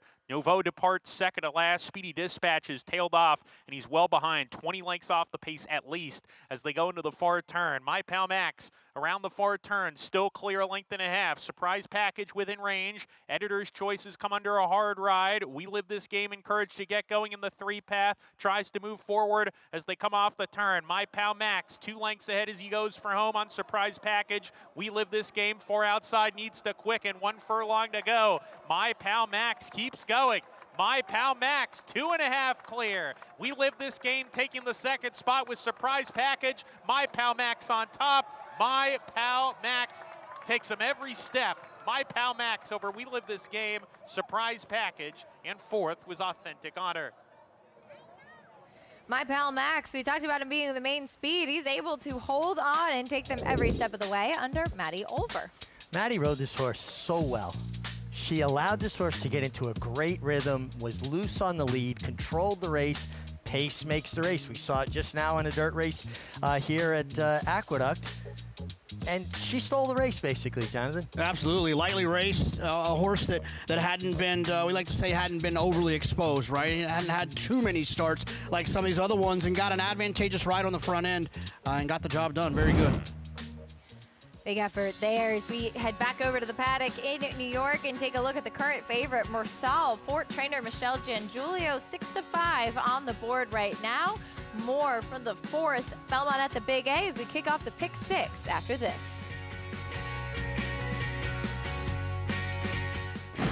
I have 52,000 starts in my life. I've never seen one that could take as much as he did early and continue to improve. And it is Godite.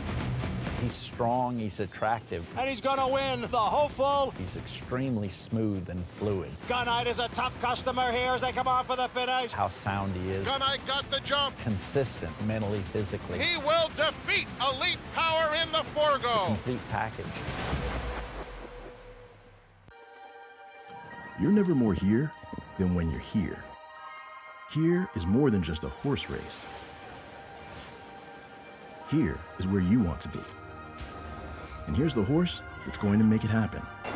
They're off in the Breeders' Cup. Here she is, coming around the final turn.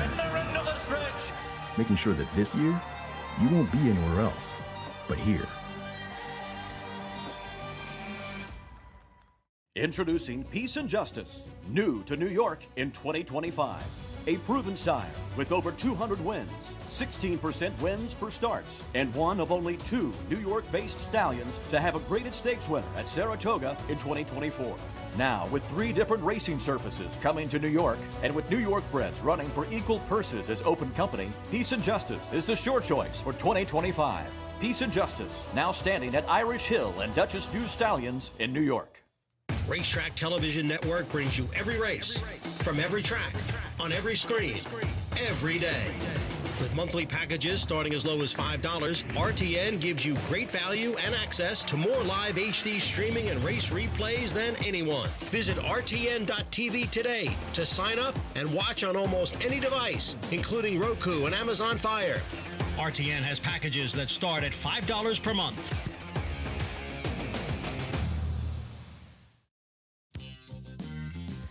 You're watching America's Day at the Races, brought to you by America's Best Racing, making the sport easier to follow. Explore stories, betting tips, and race day insights at americasbestracing.net. Race 4, Belmont at the Big A, coming up here. There's a look at Mursal, currently the favorite in the paddock, and a horse that is taking a significant drop in class versus the company that she was facing last time out. But she does have some questions to answer, Richie, off of those 2 poor efforts. Can she get back to this race back in March? Well, I think this drop in class, and it's a starter allowance optional claimer. So either you've run for 16,000 or less, or you're in for the 25. I think it just puts her in the race, and I think she wants to be involved. She gets a good outside post, and it's just going to be easier, Jonathan, for her to get into the race the right way. Yeah, I mean, she's drawn well. I mean, I say it all the time, probably more than I say anything. I think when you draw outside with tactical speed, you just have so many more options for a path to victory. You don't have to make the front, but if no one goes, you can see all of that to the inside, and then you can decide to take the front, or you can sit off of horses. I think when you're drawn inside, a lot of those decisions get made for you. I love a tactical draw for a tactical horse. And Jonathan, this race does also kick off the pick 6. We had a carryover coming into today. It's a good way to wrap up the Aqueduct meet with a little bit of a carryover in the sequence. Any horses that you thought would be good to lean on in this pick 6 sequence today? Yeah, I mean, unfortunately, I feel like you have to spread here. I mean, I think if your budget allows it, or you have some skinnier opinions down the line, the all button would be necessary for me here. I thought race 5 was maybe a 2-horse race between the 2 and the 10. The rest of the sequence I thought was pretty wide open and had some opportunities to make some money in here. I think it's a really tough spot. Maybe Silver Skillet a little bit later. Pick 6 kicking off here, but for more on what's going on in the paddock, let's go back down to Maggie. Yeah, a little bit of a delay down here, guys, as we do see number 3 in here. That for Linda Rice is Whistler Style, as she is getting a shoe repair to her left front. So just waiting for that to be completed. And then we'll send them out as we are 4 minutes to post. And we'll also take a look here at your favorite, and that's number 7, Mursal. And I've noted in her last 2 efforts that I thought she looked fantastic. And she just hasn't run that well, but maybe at the end of the day, she's just been way over her head, and now she's back down to reality here, a level that she has shown to be capable of being very competitive, and she looks fantastic again. So I think she is a very strong favorite. Hopefully we'll see a bit of tactical speed from her, especially from that outside post. Again, I think being forward on this racetrack is imperative, as we'll also take a look at number 1, Pistol Liza Blazin'. She doesn't have that much speed, at least as of late, as she'll go second time out for Rob Atras. And last time the track was against her too, as it was a day you wanted to be inside. Savas Melania doing just that, while on the front end where Pistol Liza Blazin' was outside. But at least she's drawn the rail today. She looks fantastic, arguably the best I've ever seen her prior to a race, and she's very settled. Sometimes I've seen her get a little nervous and act up while saddling. Not the case whatsoever. And I think she's another one too that just kind of comes back down to reality, to a place and a level where she can be competitive. So Acacia, still hearing some taps of the hammer from our paddock blacksmith. So hopefully they get this shoe on Whistler's Style in a moment, and we can send them out. Maggie, thank you. Whistler Style with the shoe repair in the paddock. So a little bit of a delay, as she touched on, thus seeing horses still in the paddock at the 2 minutes to post. But Richie, when a horse kind of either pulls off a shoe a bit, or a shoe twists, or there's a little bit of an issue, there is, as Maggie touched on, a blacksmith on hand in the paddock to replace that shoe. Now, some horses will get a little bit wound up and it'll be a lot for them. Some horses really don't care. The blacksmith is a very normal activity for them. Yeah, I mean, it's usually not in this setting, but yeah, you could tell the ones that are handling it and the ones that makes them come undone a bit. You know, there are so many things that behind the scenes that people don't realize, right? The examining veterinarians are always, you know, looking and monitoring horses. You've got a blacksmith to repair a shoe like this or replace a shoe. At the starting gate, they have a locker built into the starting gate that has bridles, blinkers, girths. So you have an equipment problem going over to the gate, you can go there. Now, it might not be the exact blinker cup that you had if you broke your blinker cup on the pony, but there will be blinkers there that you can put on a horse. Keep the show going with as little interruption as possible. There is Whistler Style heading out now after that shoe repair in the paddock. As far as the one Pistol Liz Ablazin is concerned, Jonathan, Maggie touched on her lack of speed. Is that something to be concerned with as we take a look at her last win back in April?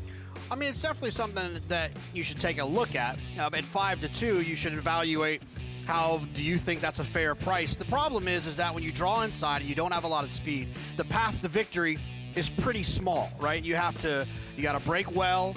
You got to try to hold at least a little bit of position. You don't want to get stuck in behind horses. You're likely going to have to circle and lose some ground coming off the turn. There's just a lot of things that have to go right when you don't have a lot of speed down there, because like we talked about, the opposite of drawing well to the outside and having speed is you get to dictate. If you break slowly from the inside, you're typically being dictated to.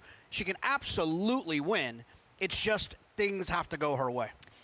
Pick 6 kicking off here after that delay with the shoe repair horses heading out for race 4. As that does kick off the sequence with that carryover, you see the pool growing already. We'll get a chance to meet the field kicking off with that one horse, Pistol Liz Ablazin. Yeah, draws inside. Second time for Rob Atras without much early speed.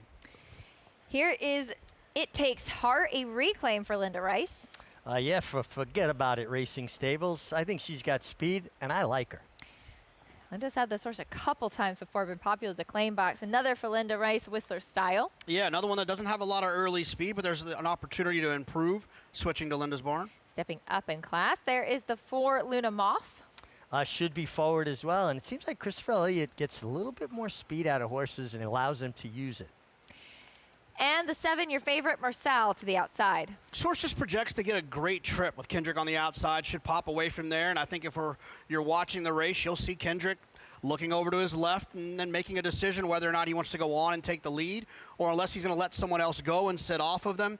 But he's going to be able to make that decision rather than someone else making it for him.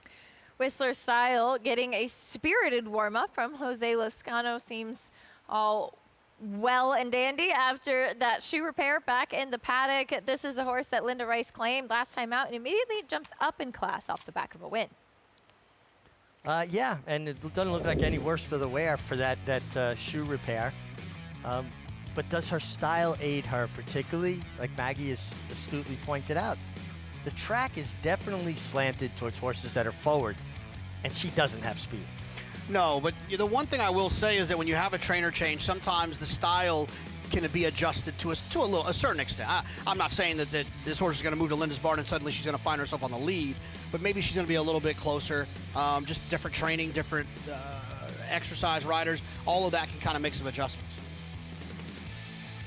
There's the last win for Whistler Style. We'll see what she does in the new barn as far as that pace is concerned. Wanted to go back to the 4 Luna Moth. Richie is You touched on Christopher Elliott, an apprentice rider that we saw with a heads-up ride on the turf earlier today, being aggressive. He's gotten a stakes win on the grass. He's riding well on all surfaces. 4-win day the other day. For a young apprentice rider, how important is it doing what he's doing, showing that aggression and being so decisive like he has been on the racetrack? Well, it shows a lot of confidence in himself.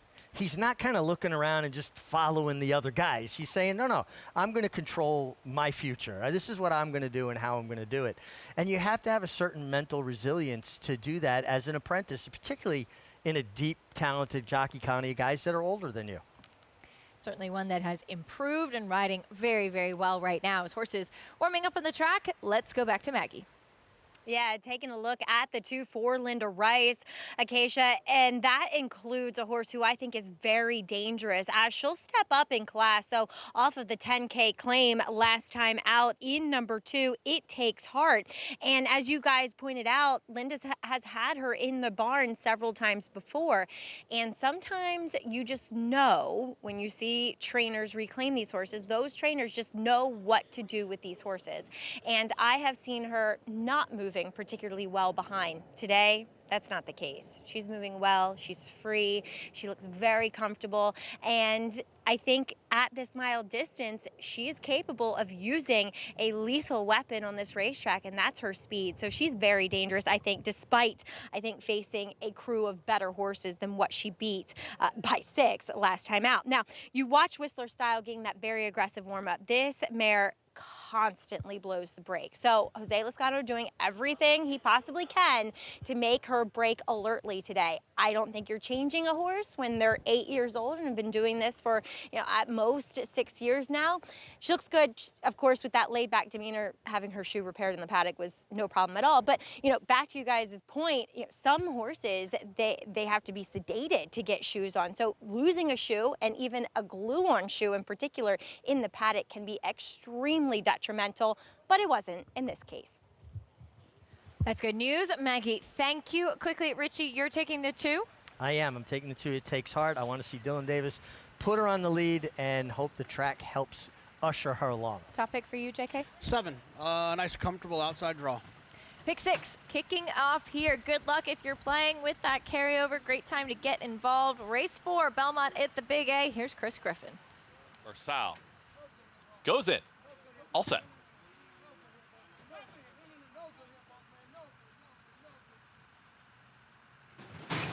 And they're off.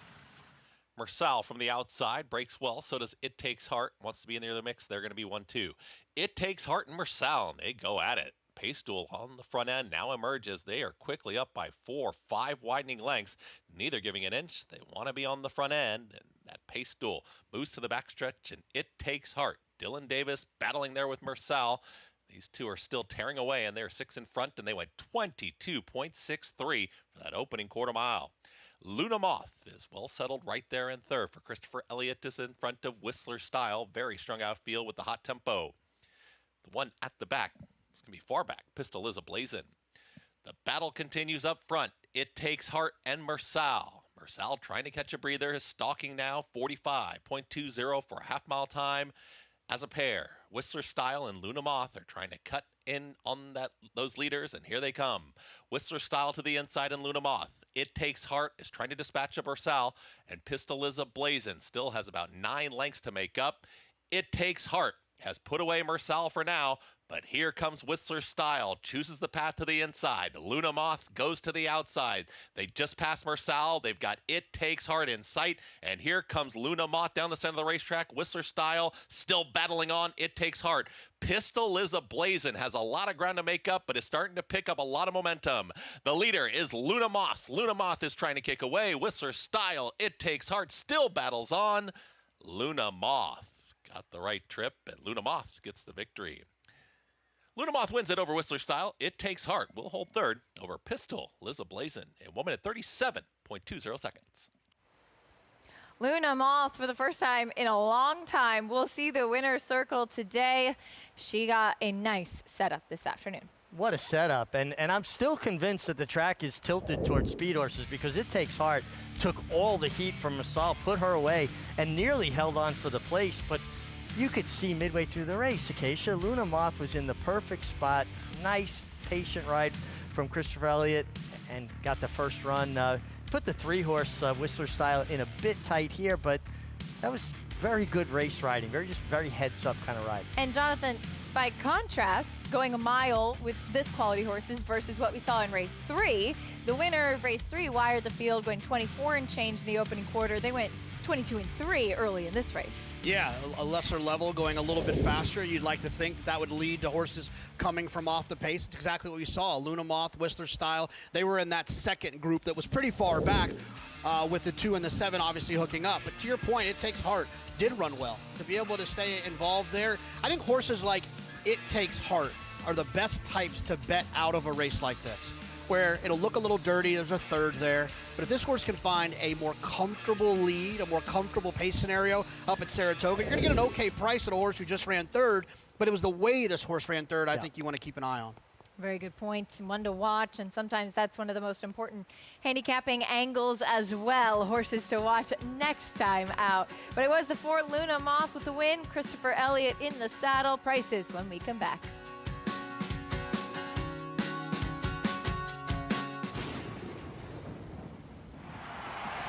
Galite to the outside, Elite Power coming down the center. Nakatomi is fourth, then the chosen front, Elite Power to the front.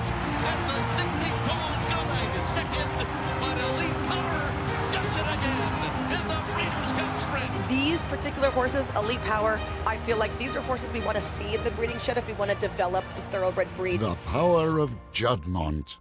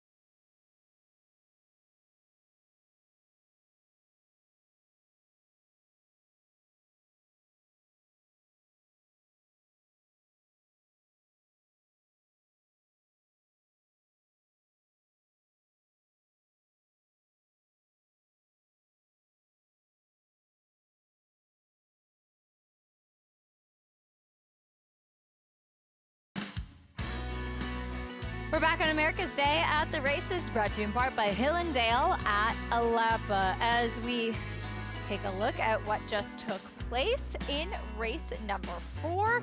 Luna Moth and Christopher Elliott head into the winner's circle, got the right setup, and got the win. Got a perfect setup, saw things heat up on the front end. I think both Kendrick Carmouche and Dylan Davis are of the same opinion as us, that speed is good. You want to get to the inside, you want to have speed, and that was their undoing, you know, as it turns out, but you understand the thought process behind it. I've always said I'd rather my riders err on the side of aggression than err on the side of being passive, right? I just prefer that. I think you're making a mistake if you want to jump from ship to ship. Just, if you make a mistake being aggressive, I'm good with it. On to the next one. Monmouth with the win, though. $10 winner here to kick off the pick 6. So a nice way to start off the sequence, especially if you took Jonathan's advice and spread in this race 4.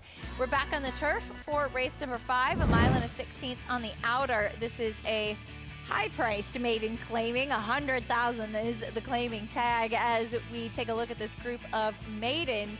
And right now it is the number 2 Papa Golf for Todd Fletcher, who is the early favorite. Kendrick Harmouche going to be in the saddle. We'll talk a little bit more about that 5th race, Belmont at the Big A, and the July 4th Racing Festival right around the corner up at the Spa. Cards are out for Thursday and Friday already, so you can start handicapping. We'll have Saturday soon and cannot wait for all of the excitement.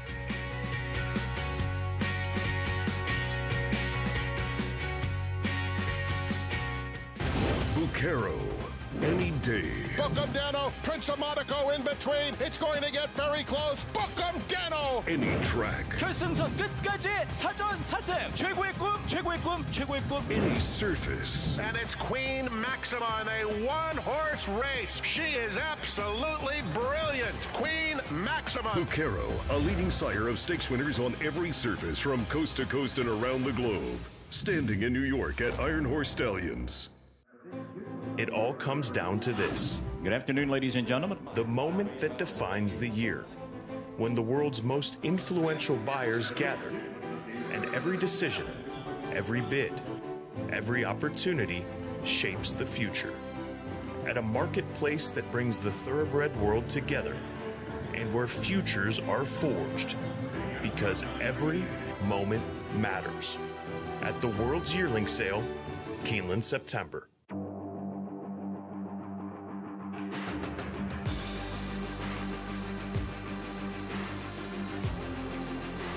Bright future indeed. Bright future, the son of Curlin to win by 4. Bright future, Proxy, here's the line. Photo finish, Bright future. Bright future, look at that. Bright future, the class prevails. Bright Future, standing at Claiborne Farm. Grayson Jockey Club Research Foundation was formed in 1940 with a simple goal: to raise funds for research to enhance the health and soundness of horses. Since then, we've provided millions of dollars to hundreds of projects at universities around the world, leading to major advances in welfare. Our process of selecting and producing peer-reviewed research has become the trusted industry standard. And with your help, we'll be here for many years to come, supporting the health and wellness of all horses. You're watching America's Day at the races as we have race 4 at Monmouth Park coming up next. And we're sprinting on the main track, $30,000 claiming race for fillies and mares. And it is the number 5, Hey Cookie, who's currently the favorite. Big drop in class. I just think she has the right style for this race. It feels like there's a lot of speed signed on, and she might be the best of the true closers in here, JK. Yeah, I think she had an excuse last time. I think if you draw a line through that one, you get the blinkers on, you look at her 2 races prior down at Tampa, I think she could be tough. Blinkers going on as well. She's second off the bench. For more, let's check in with Paul. Yeah, I mean, I think there's 2 ways you can look at the 5 horse in here. Hey Cookie, this is a horse now that was almost stakes place, and you know, a filly that could be worth a little bit of money if she was stakes place as a broodmare. Now all of a sudden they're dropping for 30. That would be my one concern here with the 5, Hey Cookie, because she ran against some good horses, and you know that sophomore filly, she was right there getting stakes place in there. So she is your favorite. You know, the 6 in here for Paco Lopez Digital Sale warmed up very sharp. So I would think she's going to put the pressure on the 5 here, Hey Cookie. There's some speed in here. And I landed on the 7, Obliging Air. Sammy Camacho gave this horse an unreal warm-up, actually all the way past the half-mile pole, and then he was able to pull this daughter Munnings up. I think she's the only closer in the race, Acacia. I think she gets a really good trip. The 5 is confusing to me. I think this horse is a Ricky Bobby horse, first or last. See how it plays out, Paul. Thank you. Loading in race 4, Monmouth Park. Matt Dinnerman has the call.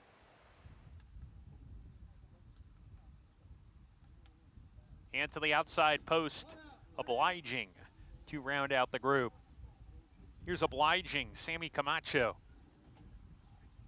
We're ready to go. And we're off. Good beginning for all. Obliging adding the hood today. The blinkers is showing natural speed. Isn't quite quick enough to go to the front, though. The gray Madam Prosecutor on top with Maggie Mischief. They stride together. Obliging right behind in third. Digital Sail fourth. 3 off the pace. Gap of 2 to Hey Cookie and Horseplay as they head down the barn side. 4 or 5 lengths from tip to tail.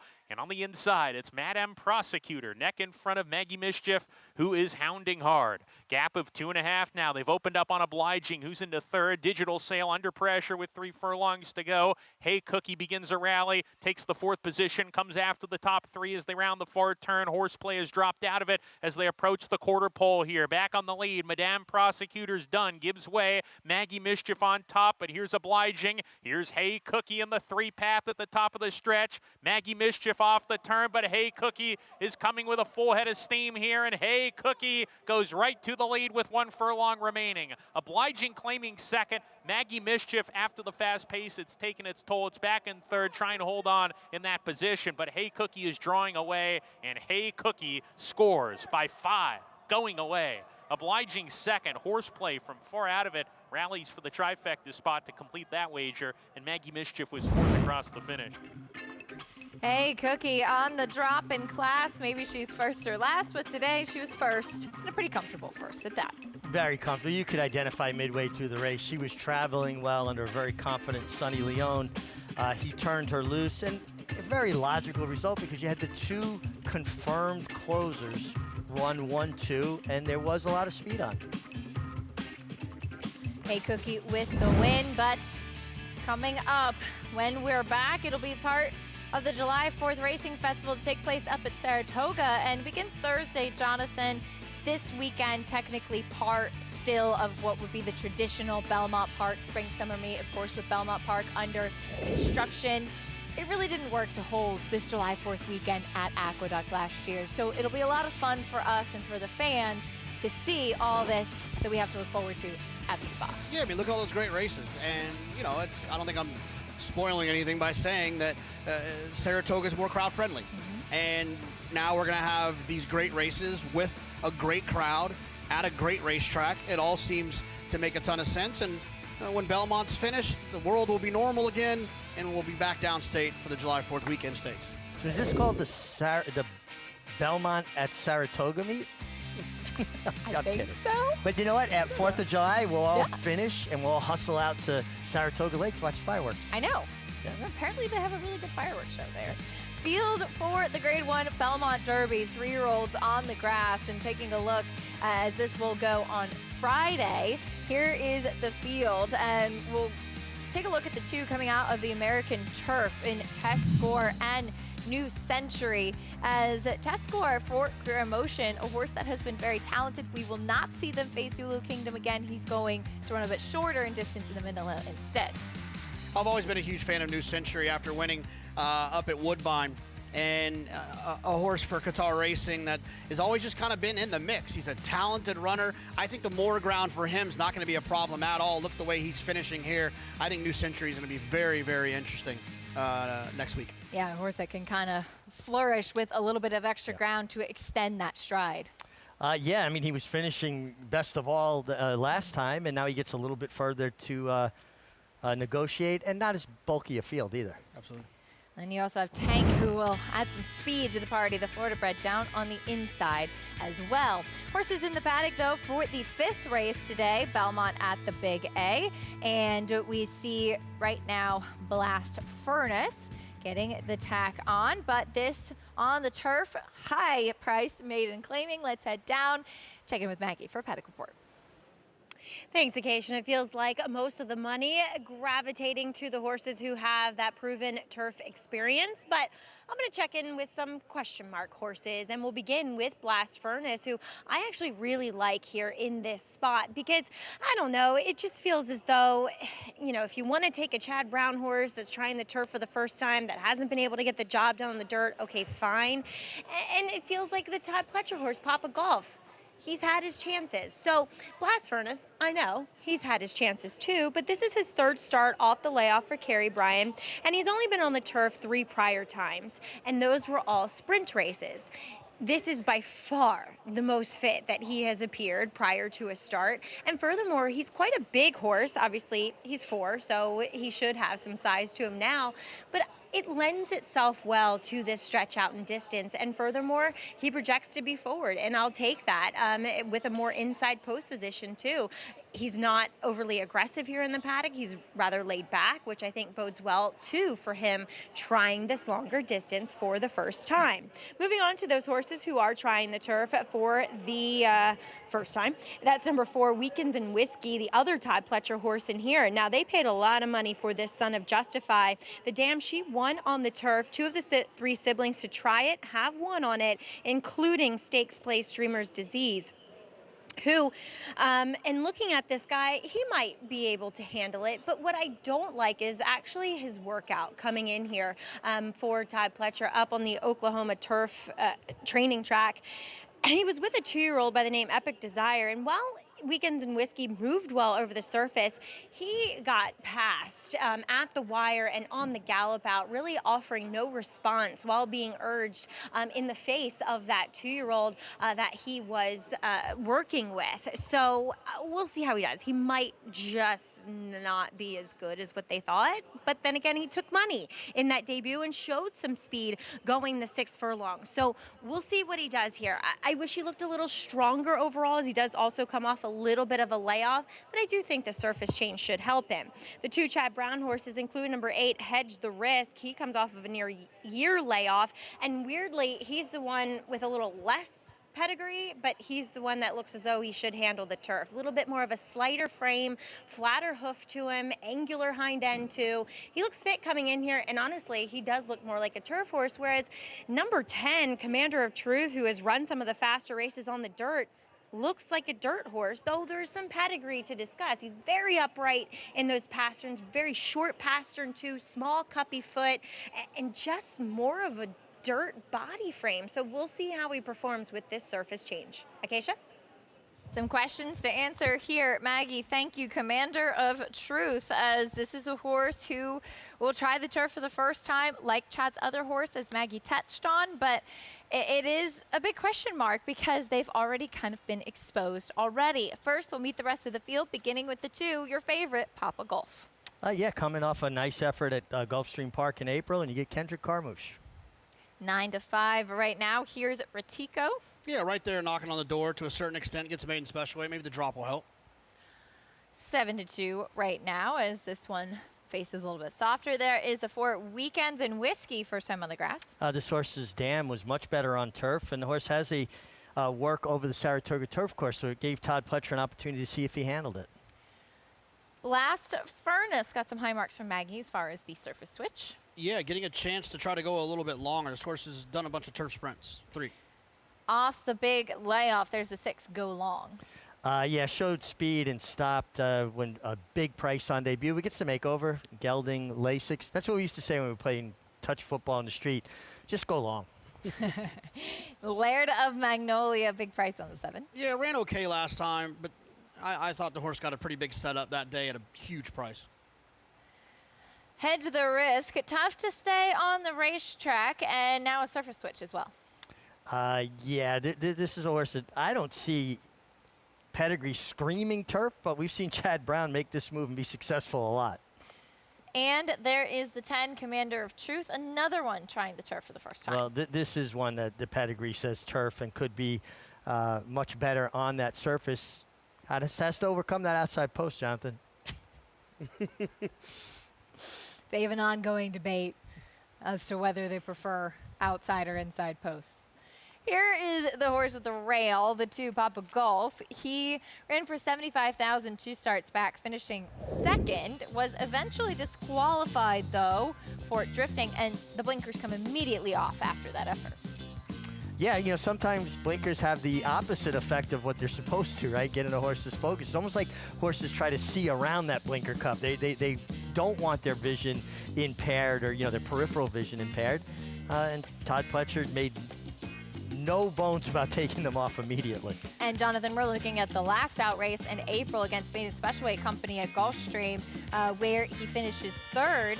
Do you think there's any chance he might be a bit more forward than he was this day maybe this afternoon. Well, he's facing a little bit lesser, so I think that the idea of being a little bit more aggressive with a horse that might be a little bit better than his competition, I think makes a little bit more sense. He's drawn inside, too. You'd like to think Kendrick would want to hold that position.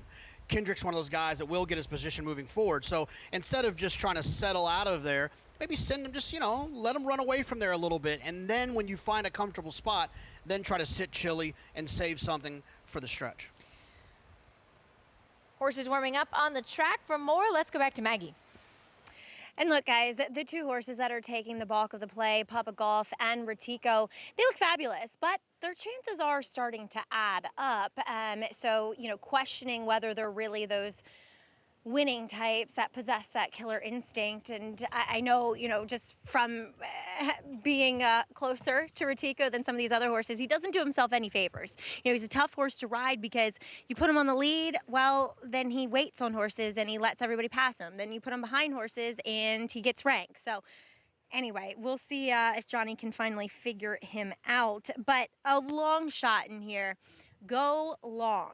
So he's a horse that obviously didn't take much money in his debut, but facing better company that day and got involved in a pace that was quite hot. He also blew the first turn, so very green in the running of that race, and he was fairly green in the preliminaries too. But I thought my notes were interesting looking back at them, and I had written that after the race, you could hear him struggling to get his breath, so indicating that there was a breathing issue. Now he's away for a while. We would have to hope that that's been rectified, and he comes back wearing no equipment at all, and I think that's always the best plan for a horse that might have an obstructed or maybe not the cleanest airway, because it there's less equipment to get in their way. And he's a horse that is well suited physically to these conditions, comes in here fit for John Terranova. So at a big price, I'd be willing to give him another shot here. He's getting a little wound up. I remember first time too, he actually wore that titanium hood that is meant to kind of calm and relax horses. He's not wearing it today. He's getting a little revved as they head to post, Acacia. Keep an eye on him. Maggie, thank you. See if he can keep it together, getting it ready for this first start in a while. As the number 10, though, Commander of Truth with the pedigree. This is where both of you guys land? Yeah, I landed here. I mean, it's not a ton of pedigree, but I will say that the dam broke her maiden on the grass, so it was her third start. And then there's a sibling, Moana's Tail, who, when trying the turf for the first time, broke her maiden. Now, none of them were over-the-top stakes types or anything like that, but just good enough to know that that's at least there. And it's one of those deals where you do ask yourself, why did it take Chad so long? He's so good on the grass, but he tried a couple of times to enter this horse. June of last year and August of last year, the horse was entered to run on the grass. So maybe it was something he's always wanted to do, and just circumstances never allowed it. And interestingly enough, I had written down before this horse debuted that it worked 10 flat at the OBS March 2-year-old sale when sold in 2023. I remember Chad Brown saying one time of a horse that had just worked really well at the 2-year-old sale, which is a synthetic track, and he ended up trying that horse on the turf as a result of that. Well, again, it's a distinctly different surface, but it correlates more to translating to turf if a horse works well or runs well on synthetic. I think the horse that moves up the most changing surfaces in this instance from a pedigree standpoint is the 4 Weekends in Whiskey. This horse has a true turf pedigree and does have that work that leads me to believe Todd liked what he saw. Weekends in Whiskey trying the grass there. He is at 7-1. Todd Pletcher's other horse, though, the 2, Papa Golf, currently the favorite as we go in for race 5 on the turf. The late pick 5 kicking off here as well. Chris Griffin has the call. There's Hedge the Risk. Retico's in. Commander of Truth. All set.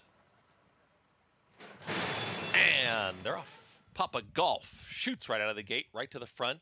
Wants to be on the front end and will be. It's going to be Papa Golf. Kendrick Harmouche. Hard Scent is out and about the 3 or 4 path here. Now gets over to the rail. Papa Golf is your leader. To the outside here, trying to move forward. There's Go Long is now a stalking second with at the rail. That's Blast Furnace. Having a steady there was Hedge the Risk. Is back there in 6. Got passed in front there from Retico, who's in between horses, and Commander of Truth. They sort themselves out work to the backstretch. The two trailers, Laird of Magnolia with Weekends and Whiskey. 23-4 for the opening quarter mile. Papa Golf has command. It's Papa Golf who's up by 3/4 of a length. Right there towards the outside is Go Long. Is watching this pace setter at the rail, Blast Furnace. Javier Castellano, tight hold, is ground saving in third. Ratico is in between horses, right there with Commander of Truth. That's the leading 5. Just behind them comes Hedge the Risk, is towards the inside of Laird of Magnolia. Weekends and Whiskey, still the trailer. 47.65 for a half-mile time. Papa Golf, now encouraged to keep that margin, but Blast Furnace has had that nice journey. And look at that quick move from Dylan Davis on Hedge the Risk. Got right through at the rail. Go Long backed out of it quickly. It's Papa Golf who's still in front. Blast Furnace to the outside. Hedge the Risk took that ground-saving journey, was at the rail, now moves towards the outside. Blast Furnace will get the first shot at Papa Golf. It's Papa Golf in front. Blast Furnace to the outside, catching with every stride. Here comes Blast Furnace. Papa Golf won't go away. These two nose and nose in the final 16th. Blast Furnace, Papa Golf. Papa Golf holds on. Papa Golf won it by a head. Then came Blast Furnace, Hedge the Risk, and Commander of Truth in 1 minute 40.21 seconds. Papa Golf digging in the stretch over the 5 Blast Furnace. But Richie, obviously just looking at the pan shot, what did you see in the stretch? Well, first of all, very game effort by the two Papa Golf and heads-up ride, protecting inside position by Kendrick Carmouche. But right in here, when it looks like Blast Furnace is getting ready to pass, they kind of came together. And it just looked like a bit of a change of stride where maybe there was a bit of contact. We won't know till we see this head-on coming up right now. So it's the two Papa Golf on the inside in the green cap, then the gray horse, who is Blast Furnace right there in the stretch. The 2 does come out to him a little bit. Is that egregious enough for you? The first time was okay. Came to him, didn't go over the line. It's here that I'm concerned about. No, I think he held his line just right. Came out to him to meet the challenge. Once again, right there. No, but there was no real contact. I mean, he came out to meet the challenge, but he did it, I think, right on the line without making contact. That's the art of race riding. It's subtle. It's not these dramatic, drastic moves. It's a subtle move like that to meet an oncoming challenge. So it's 2-5, 8-10, still unofficial, as the number 2 Papa Golf digs in over Blast Furnace. Blast Furnace, who got some high marks from Maggie at a nice price at 7-1, getting back to the turf and stretching out, ran a valiant effort. But you could see it in the head-on, Richie. Kendrick Carmouche's body language, the way he kind of had his weight shifted more towards the rail. Jockeys don't have the use of their leg. They have the riding crop as the aid and their body weight. Well, and leaning more than grabbing his horse, because you're going to slow them down a bit, correcting them, and you're in a driving finish. This is going to be inches, right? Comes out, oh, not quite, doesn't make contact, and now this is what you're talking about. You see how he turns his horse's head in slightly, but his body weight shifts that way. This was good race riding. This is something that I respect and enjoy watching. I don't like when people think race riding is when somebody shuts somebody off or does something dramatic. It's more subtle than that. It's an art. Any thoughts on the stretch, JK? No, I mean, I certainly wouldn't want, if I had bet the 2, I wouldn't want the horse to come down. And if I bet the 5, I wouldn't necessarily feel like I got cheated. Mm-hmm. And right. I think that that's the way it's supposed to feel when you have situations like that. The worst thing that can happen is where you feel like you got lucky, or you were unlucky and they didn't call it, or to get taken down in the worst way when you shouldn't have been. Those are the ones that are frustrating. This worked for me. Race riding on display. They made it exciting in the stretch between those 2 horses. Papa Golf gets his picture taken, though. Race 5, Belmont at the Big A for trainer Todd Fletcher, who had a big win at Churchill Downs yesterday afternoon. Mindframe taking home the Stephen Foster, getting back to the winner's circle. We'll recap what took place after this. Every sire hopes to have a son to follow in his footsteps. An impressive debut. For Munnings, that son is Jack Christopher. Jack Christopher to win the champagne. Unbeaten Grade 1 winner at 2. Dual Grade 1 winner at 3. And he is pouring it on here. It is Jack Christopher winning the Grade 1 H. Allen Jerkins Memorial. Jack Christopher, standing at Coolmore, America.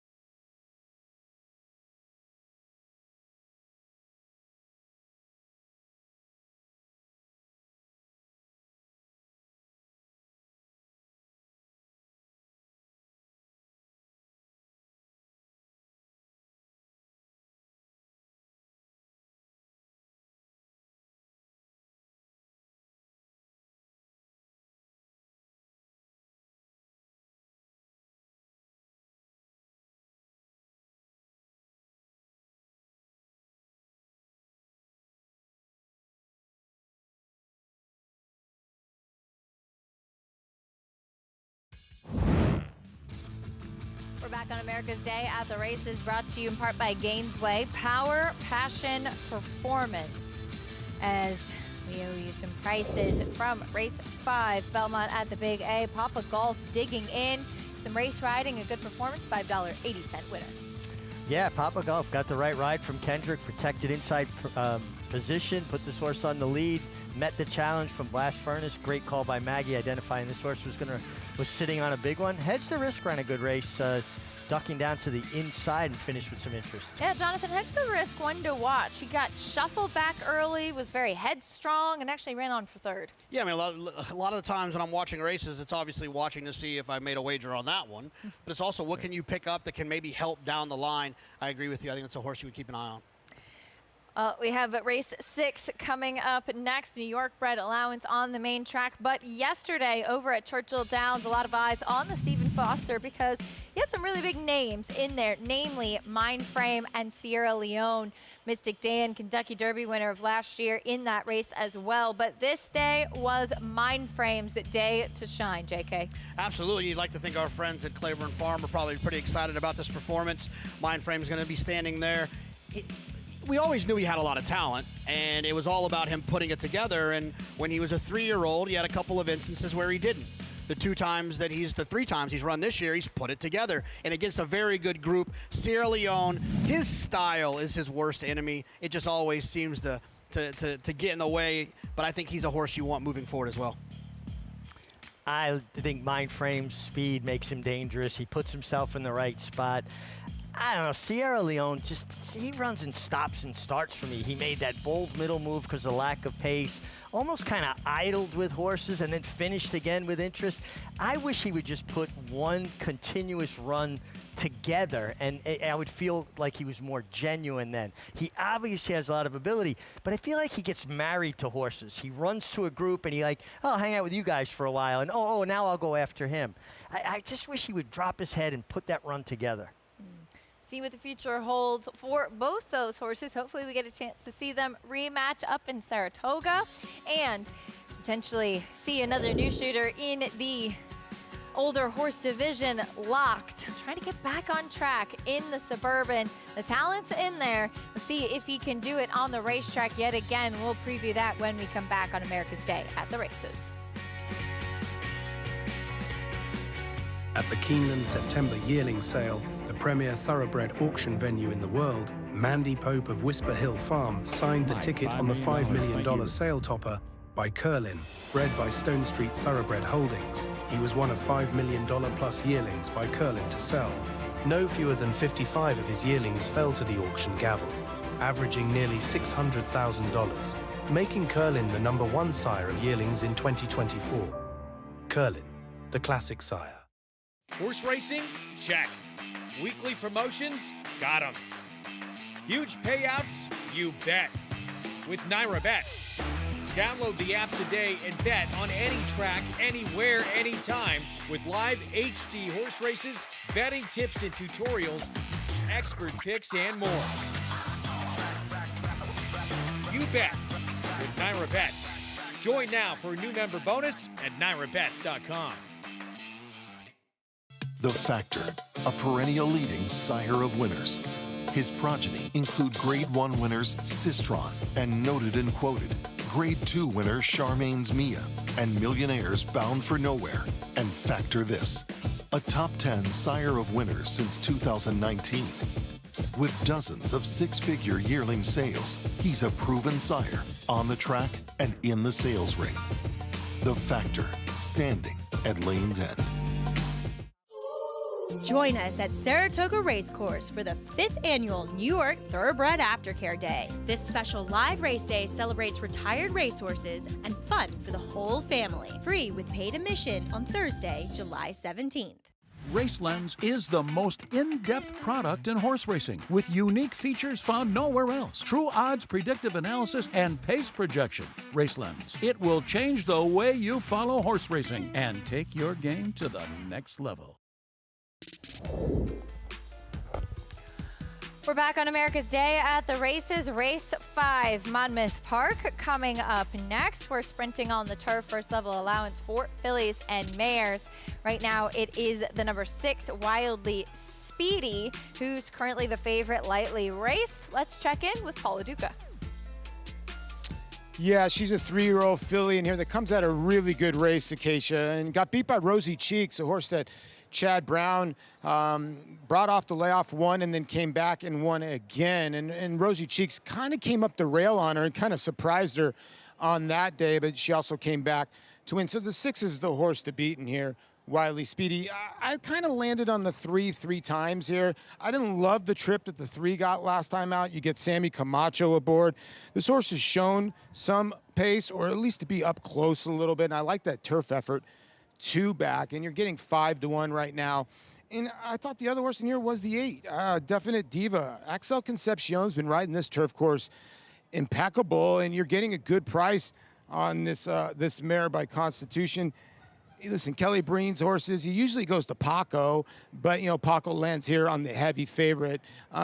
Some of the other horses I'd look at, I think the 4, Molly's a Bullet, I didn't really like on paper. I thought looked tremendous on the racetrack, and so did the 11, the horse on the outside for John Service and Frankie Pennington.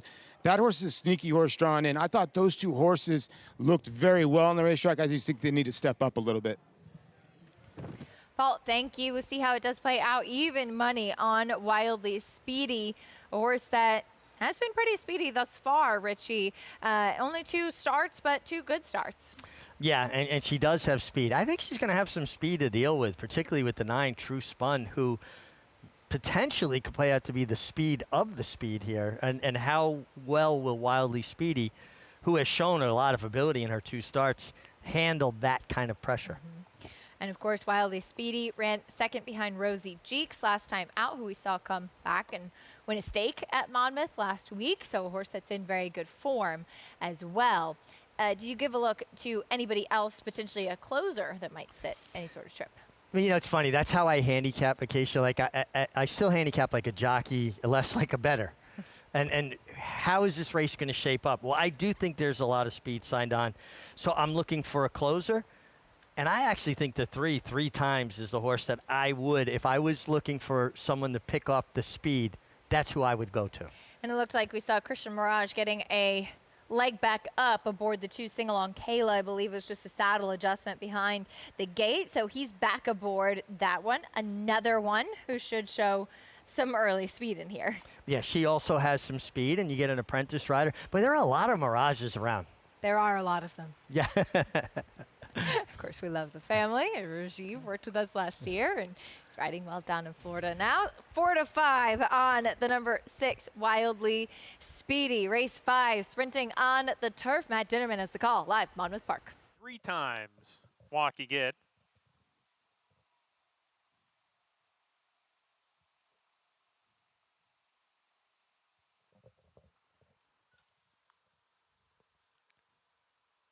Molly's a bullet. We'll work with her to go into the starting gate. She's coming up now.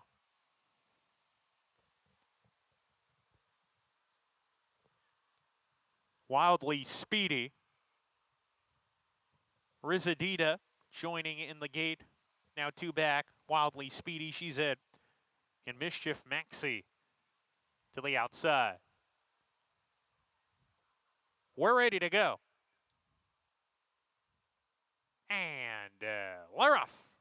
Good start from True Spun, who was away alertly and is going to stride in front in the early stages. A lineup there alongside Rizadita's outside. 3 times is moving forward as well in the middle. Wildly Speedy showing natural early speed, and Wildly Speedy coming out of the chute leads the way here along with True Spun. They're together, and they put 2 lengths on Rizadita in third with Mischief Maxi to the outside. 3 times, 4 lengths off the lead in the 5th position as they go into the turn. Wildly Speedy has given way all the way to 4th now as they round the turn. We come back to Delightful Ava. She's running 6 lengths off the pace with Sing Along Kayla. Then Camilla T. She's sent hard towards the back of the field here. Princess Gladys, the trailer, as they come to the top of the lane. True Spun off the turn. Wildly Speedy reclaiming 2nd. She's trying to reel in the front runner. True Spun, who has a furlong to go and a 2-length lead. Wildly Speedy 2nd, 3 times on the inside alongside with a flying finish. Here comes Princess Gladys from well behind, but True Spun's all alone. Maddie Olver with 2 wins today. Career win number 101. Sing Along Kayla was 2nd, Princess Gladys and Molly's a Bullet were next.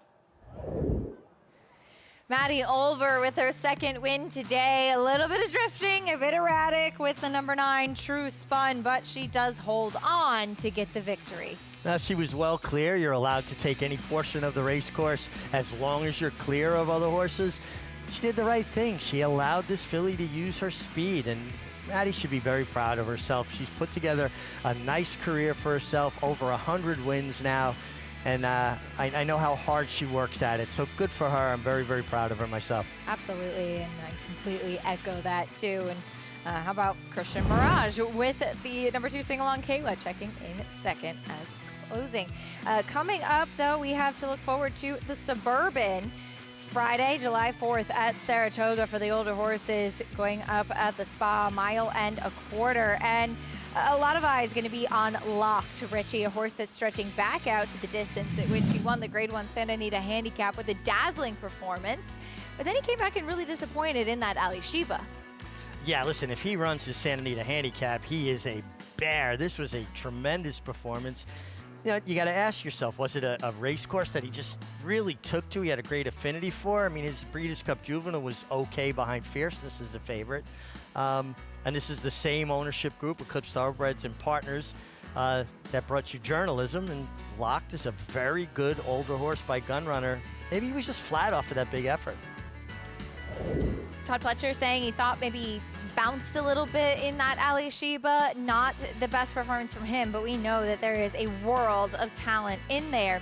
A horse that's kind of the now horse is Awesome Aaron for Norm Cassie. Was a $40,000 claim back in September, coming off back-to-back wins, including the Grade 3 Pimlico Special last time out. Yeah, and he's versatile. He's a horse that can make the running. He can stalk. That gives a rider so many options. I was at Oaklawn when he won that allowance race, and that was a tour de force against a very good group of horses. And that was kind of the day he tipped his hand that he was maybe a different and better version of himself. Big performance from Awesome Aaron, getting the win. Game over Phileas Fogg in the Pimlico Special. They will rematch in this Suburban, and so we'll see who will come out on top and who will take a step forward as far as the older horses are concerned. Obviously, it was not something you said, I promise, but Jonathan had to go.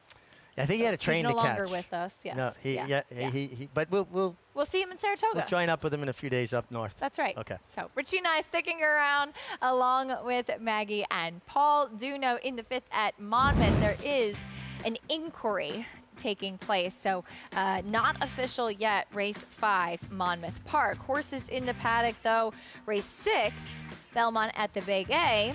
New York bred allowance going 7 furlongs on the main track as we will head down and get a paddock report from Maggie.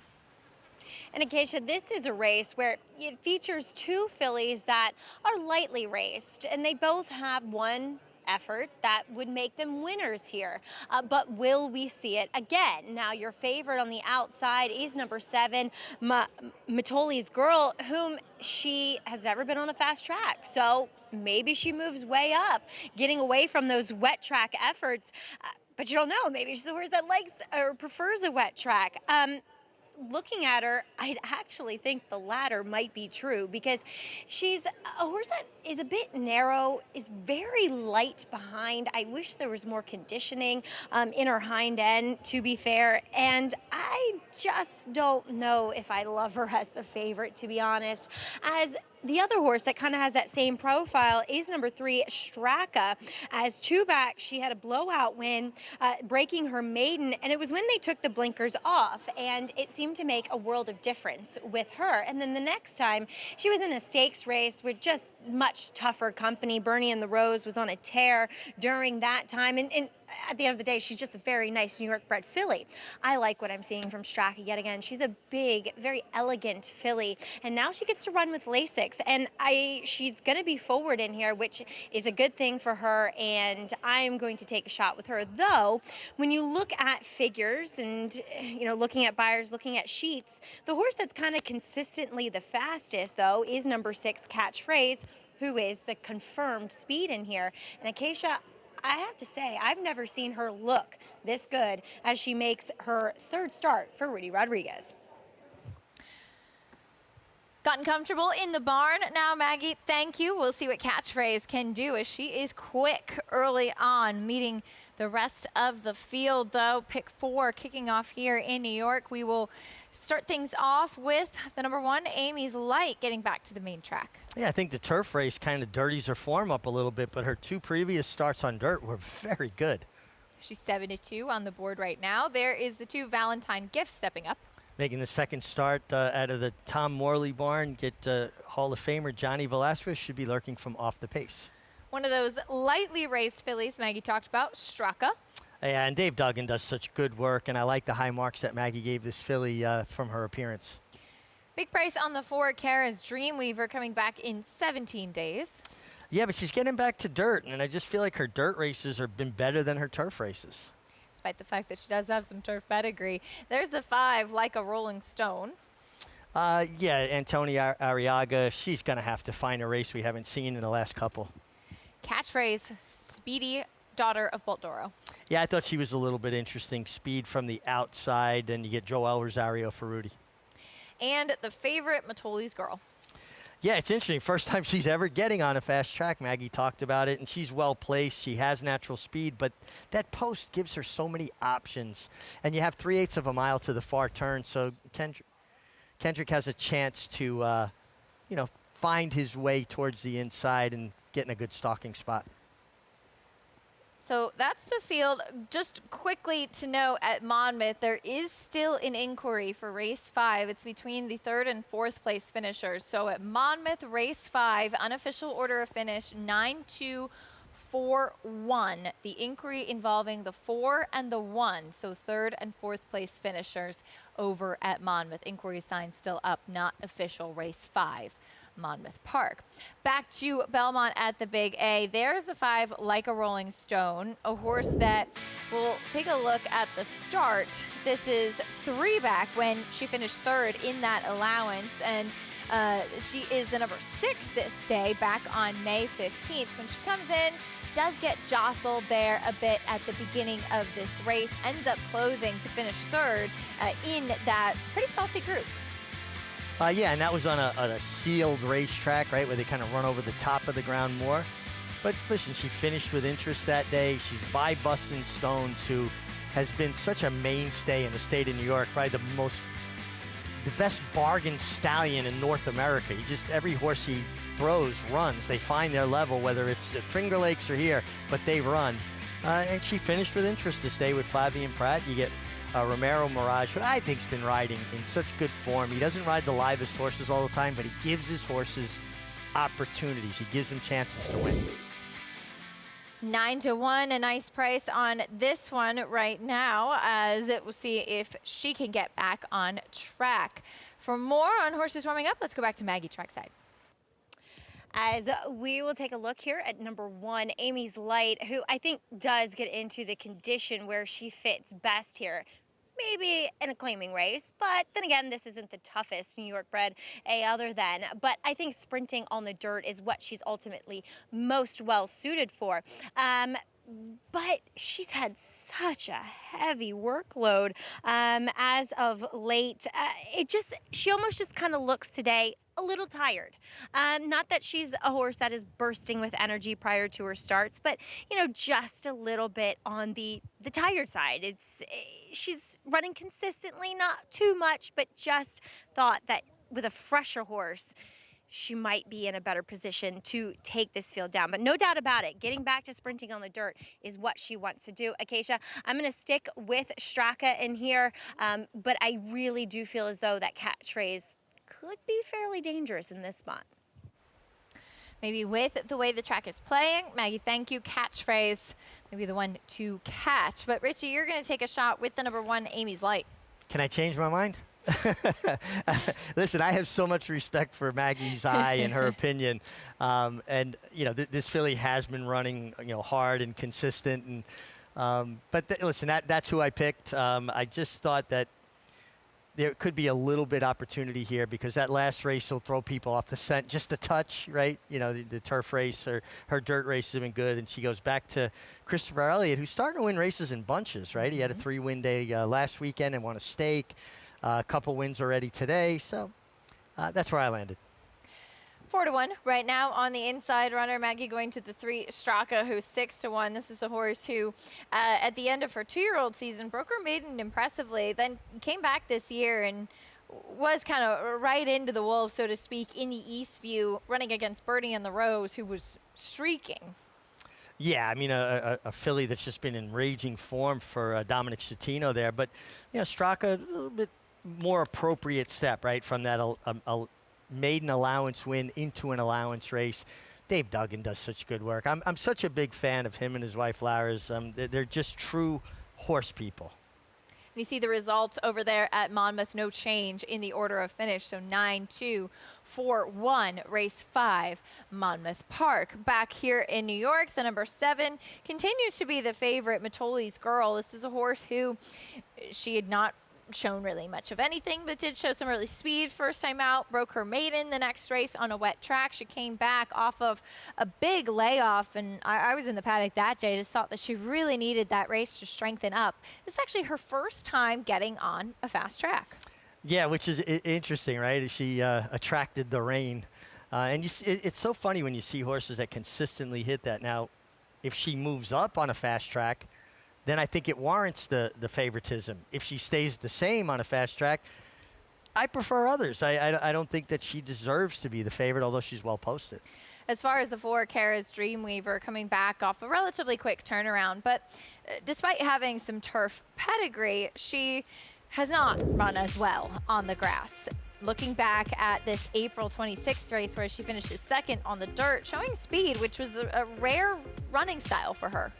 Yeah, listen, horses create their own pedigree, too. I've got 3 brothers. None of them are jockeys, right? So you've got to kind of go with the individual as well. And I think despite the pedigree, she's just proven she's a much better horse on the dirt. Maybe not the winningest type, but 1 for 13. We'll see if the surface switch and cut back in distance does help her to take a step forward in here. favoritism actually now shifting over to the 6, Catchphrase. Yeah, and I honestly thought that she deserved to be the favorite all along. But hey, if Mitoli's Girl actually is better on a fast track and she's won in, on sloppy and muddy racetracks just because she's good, well, that's the interesting thought there. We have pick 4 kicking off here. Race 6, Belmont at the Big A coming up. Catchphrase 5-2, as is Mitoli's Girl. The outside 2 runners taking most of the attention here. Loading in for the 6, here's Chris Griffin. Thank you very much. They pick 4. Here, race number 6.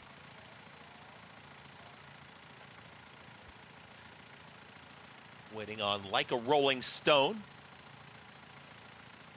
Just hesitating briefly there. Actually, that's Mitoli's Girl.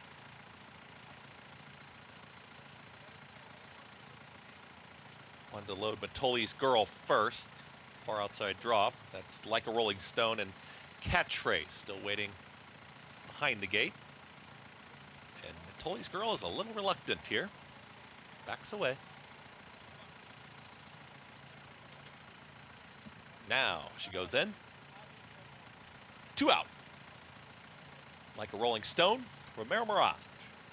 And Catchphrase, Joel Rosario.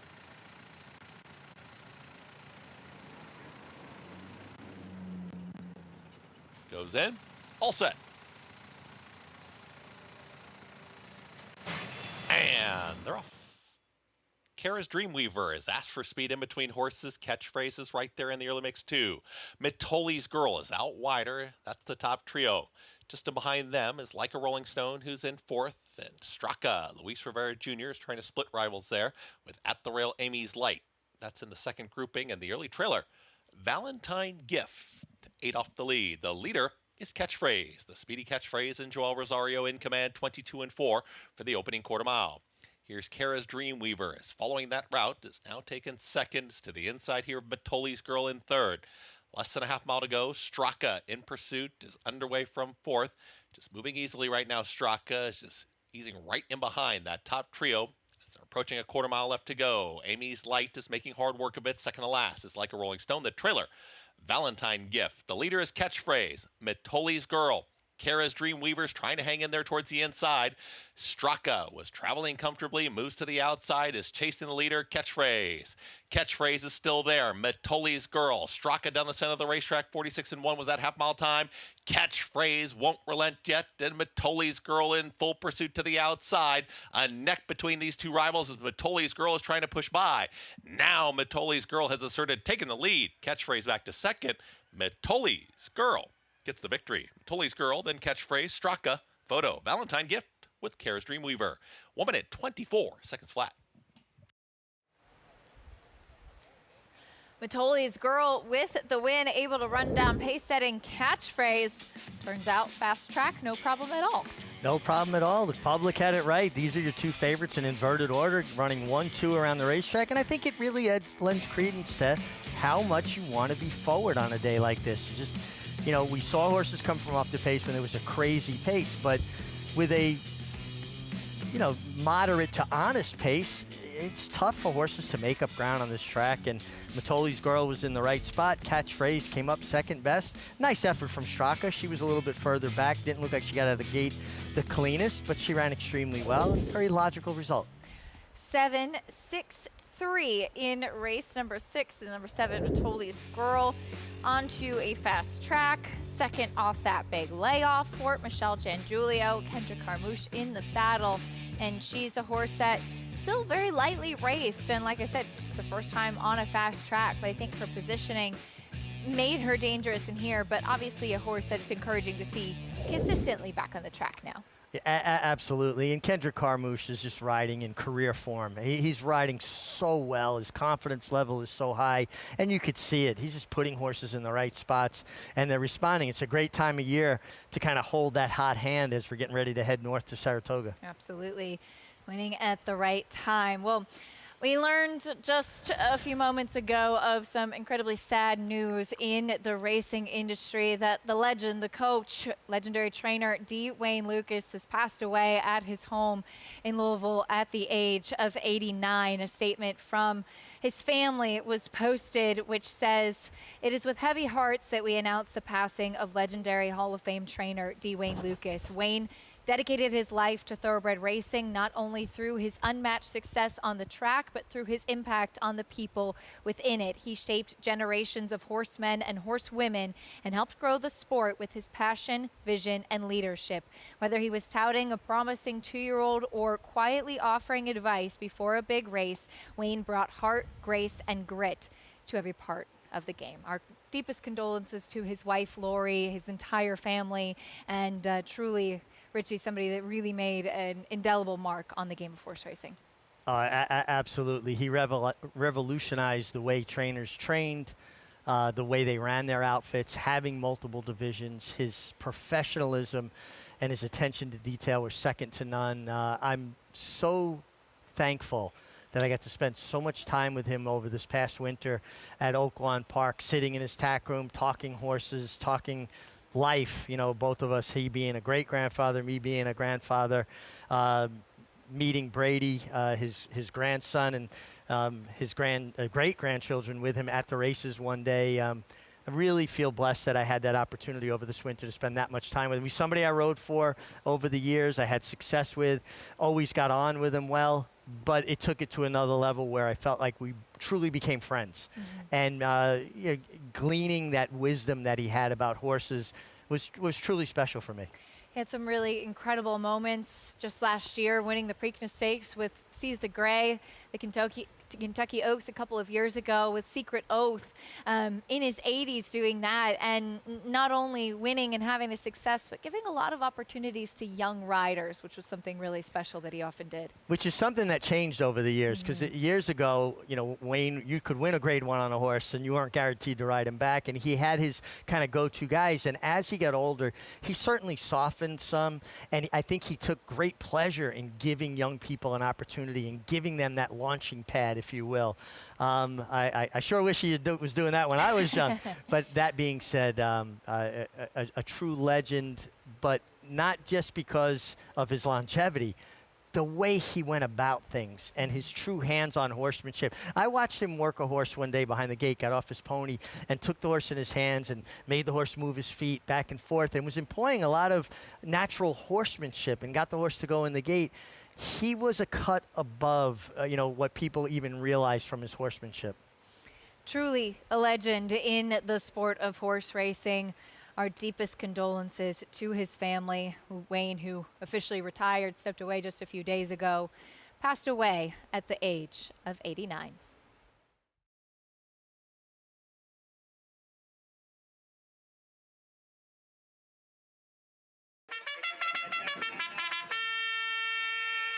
For years now, Monmouth Park's 50-cent Win Early Pick 5 has helped players win early and often.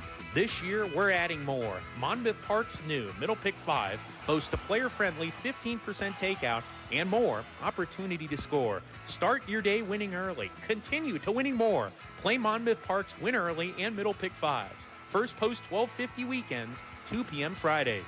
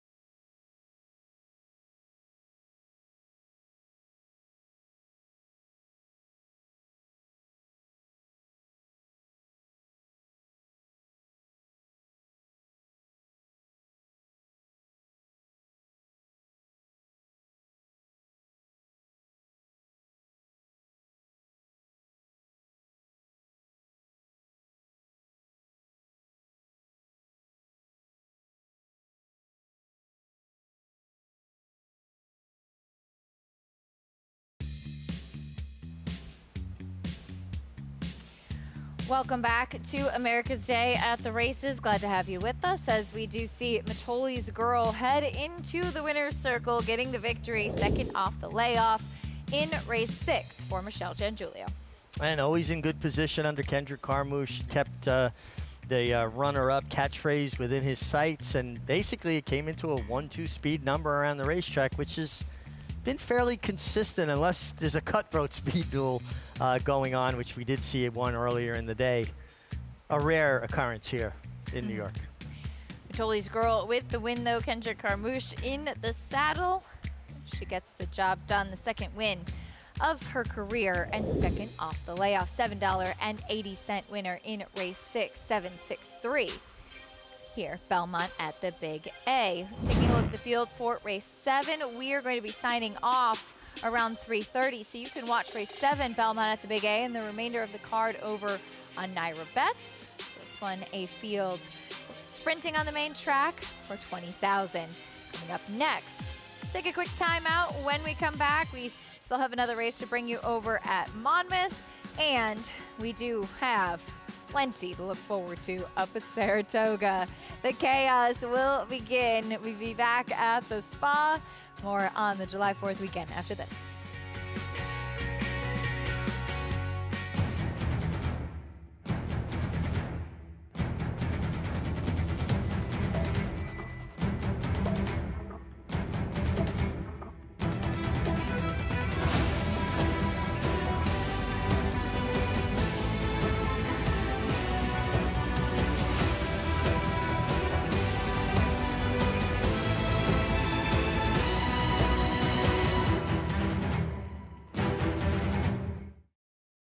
A sizzling sale. Fasig-Tipton's July selected horses of racing age. Since inception, this sale has produced earners of nearly $100 million. Recent grads include Grade 1 Vanderbilt winner Nakatomi. And graded stakes winners Fort Washington. And Banishing, a leading market for racehorses ready to run. The Fasig-Tipton July Selected Horses of Racing Age sale, July 8th in Lexington, Kentucky. Where will you be? Serving others is our foundation. That's why Naira is building a pathway for businesses, individuals, and organizations to support charitable groups connected to horse racing in New York State and beyond.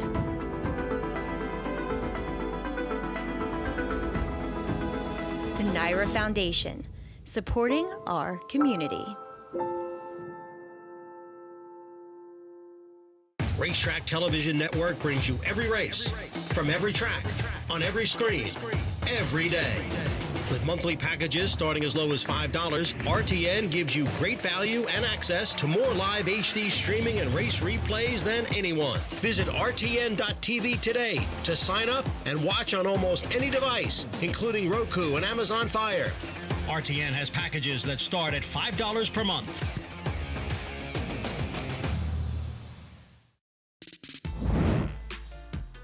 We're back at Monmouth Park. Coming up, race 6, 6 furlongs on the main track, maiden claiming for $12,500 as we take a look at the field, attention to detail, and what a shock. Paco Lopez is aboard the favorite, meeting the rest of the group, though, starting off with Big Dosser. Yeah, 0 for 12. Will the 13th time be the charm? Inside post, I'm looking elsewhere. 16-1 right now. There's your favorite, attention to detail. Well, just ticked from 9 to 5 to 8 to 5, and I think should be shorter. Get Paco, and looks like he lays over the field. Big drop in class. Flatter's chance went by. There's Dave the Great. Does have speed and did improve from first start to second start. Needs to improve again. Gunman Javo, big drop in class versus what he faced last time. Yeah, it was just overmatched last time, getting down to a more reasonable spot. 6 is out. Here is the 7, Mind Seeker, and there's the 8, Alfadini. Yeah, just, you know, this horse that was beaten for maiden 62.5 at Delaware is going to have to take another step forward. That's the field for the 6. For more, let's check in with Paul. Yeah, I thought this was a difficult race. I mean, I narrowed it down to 3 horses in here, the 2, 3, and 4. Now, the 2 is going to take a ton of money here with Paco Lopez, but if you look at the race 2 back, it probably puts this horse in the winner's circle, and that's why you're getting 7 to 5. Now, You know, Pedro Cotto has been riding here for a long time, and you know, this is a horse too with the 3 that I think's kind of looking here. As you see the 2 on your screen, Paco. I'll get to his antics. I wanted to talk to Mig about that. And then Dave the Great, I thought was the other one in here for Christian Marat. So I was 3, 2, 4 in here. I'll give the 3 a little bit of a look in here, Flatter's Chance. Mig, so I was talking to Paco, and you always notice that he warms up his horses way away from everybody else and towards the fence and everything, and kind of away from all the horses, and he does that constantly. I know you've been out here before, Megan. He told me the reason why he does that, he doesn't want to have his horse hang around friends. He wants his horse to get away from the friends, doesn't want them to be, you know, friendly, sort of like an old school thing, like we wouldn't shake hands with the Mets and the Phillies, you know what I mean? So I guess there's a method to every madness. Doesn't that kind of fit Paco's profile? Yes. Right? I mean, I don't think he wants to be friendly with the other riders either. So he's trying to instill that in his horses. I will say one thing for the way he warms up. He gets horses to use themselves a lot, and they're diagonals, right? He figure eights. He makes them use all parts of themselves and get a real warm-up. It's interesting, though, and I'm glad that Paul talked to him about that to get his perspective on why he does it. And that's his attitude. Yeah. So it makes sense. It certainly does. He's on the even money favorite coming up here in the 6th. Well, Thursday will be the first day that we will be up in Saratoga to start our marathon summer up at the spa this year. And the Victory Ride will be one of the features on the opening day there. We also have the Wild Applause. The Victory Ride Grade 3 goes as race number 3.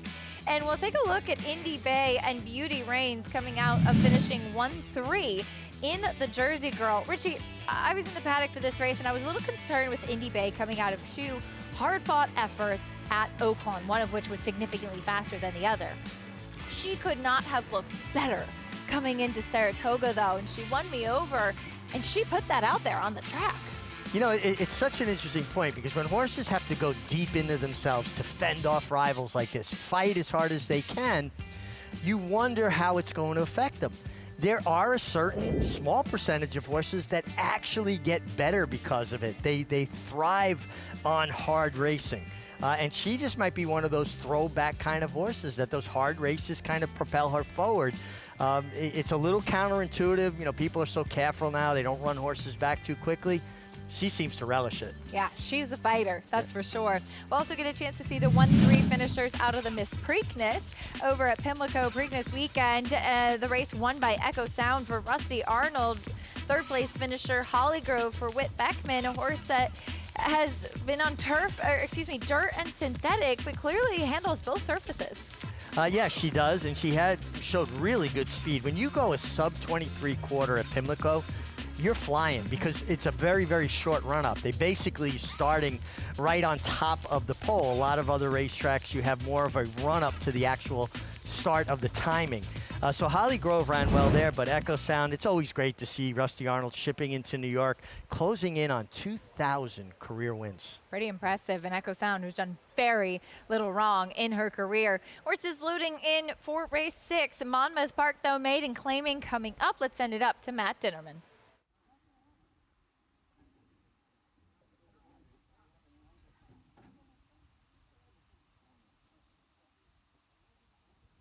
Mineseeker goes forward. Dave the Great. Gunman Javo to the outside. Alfadini.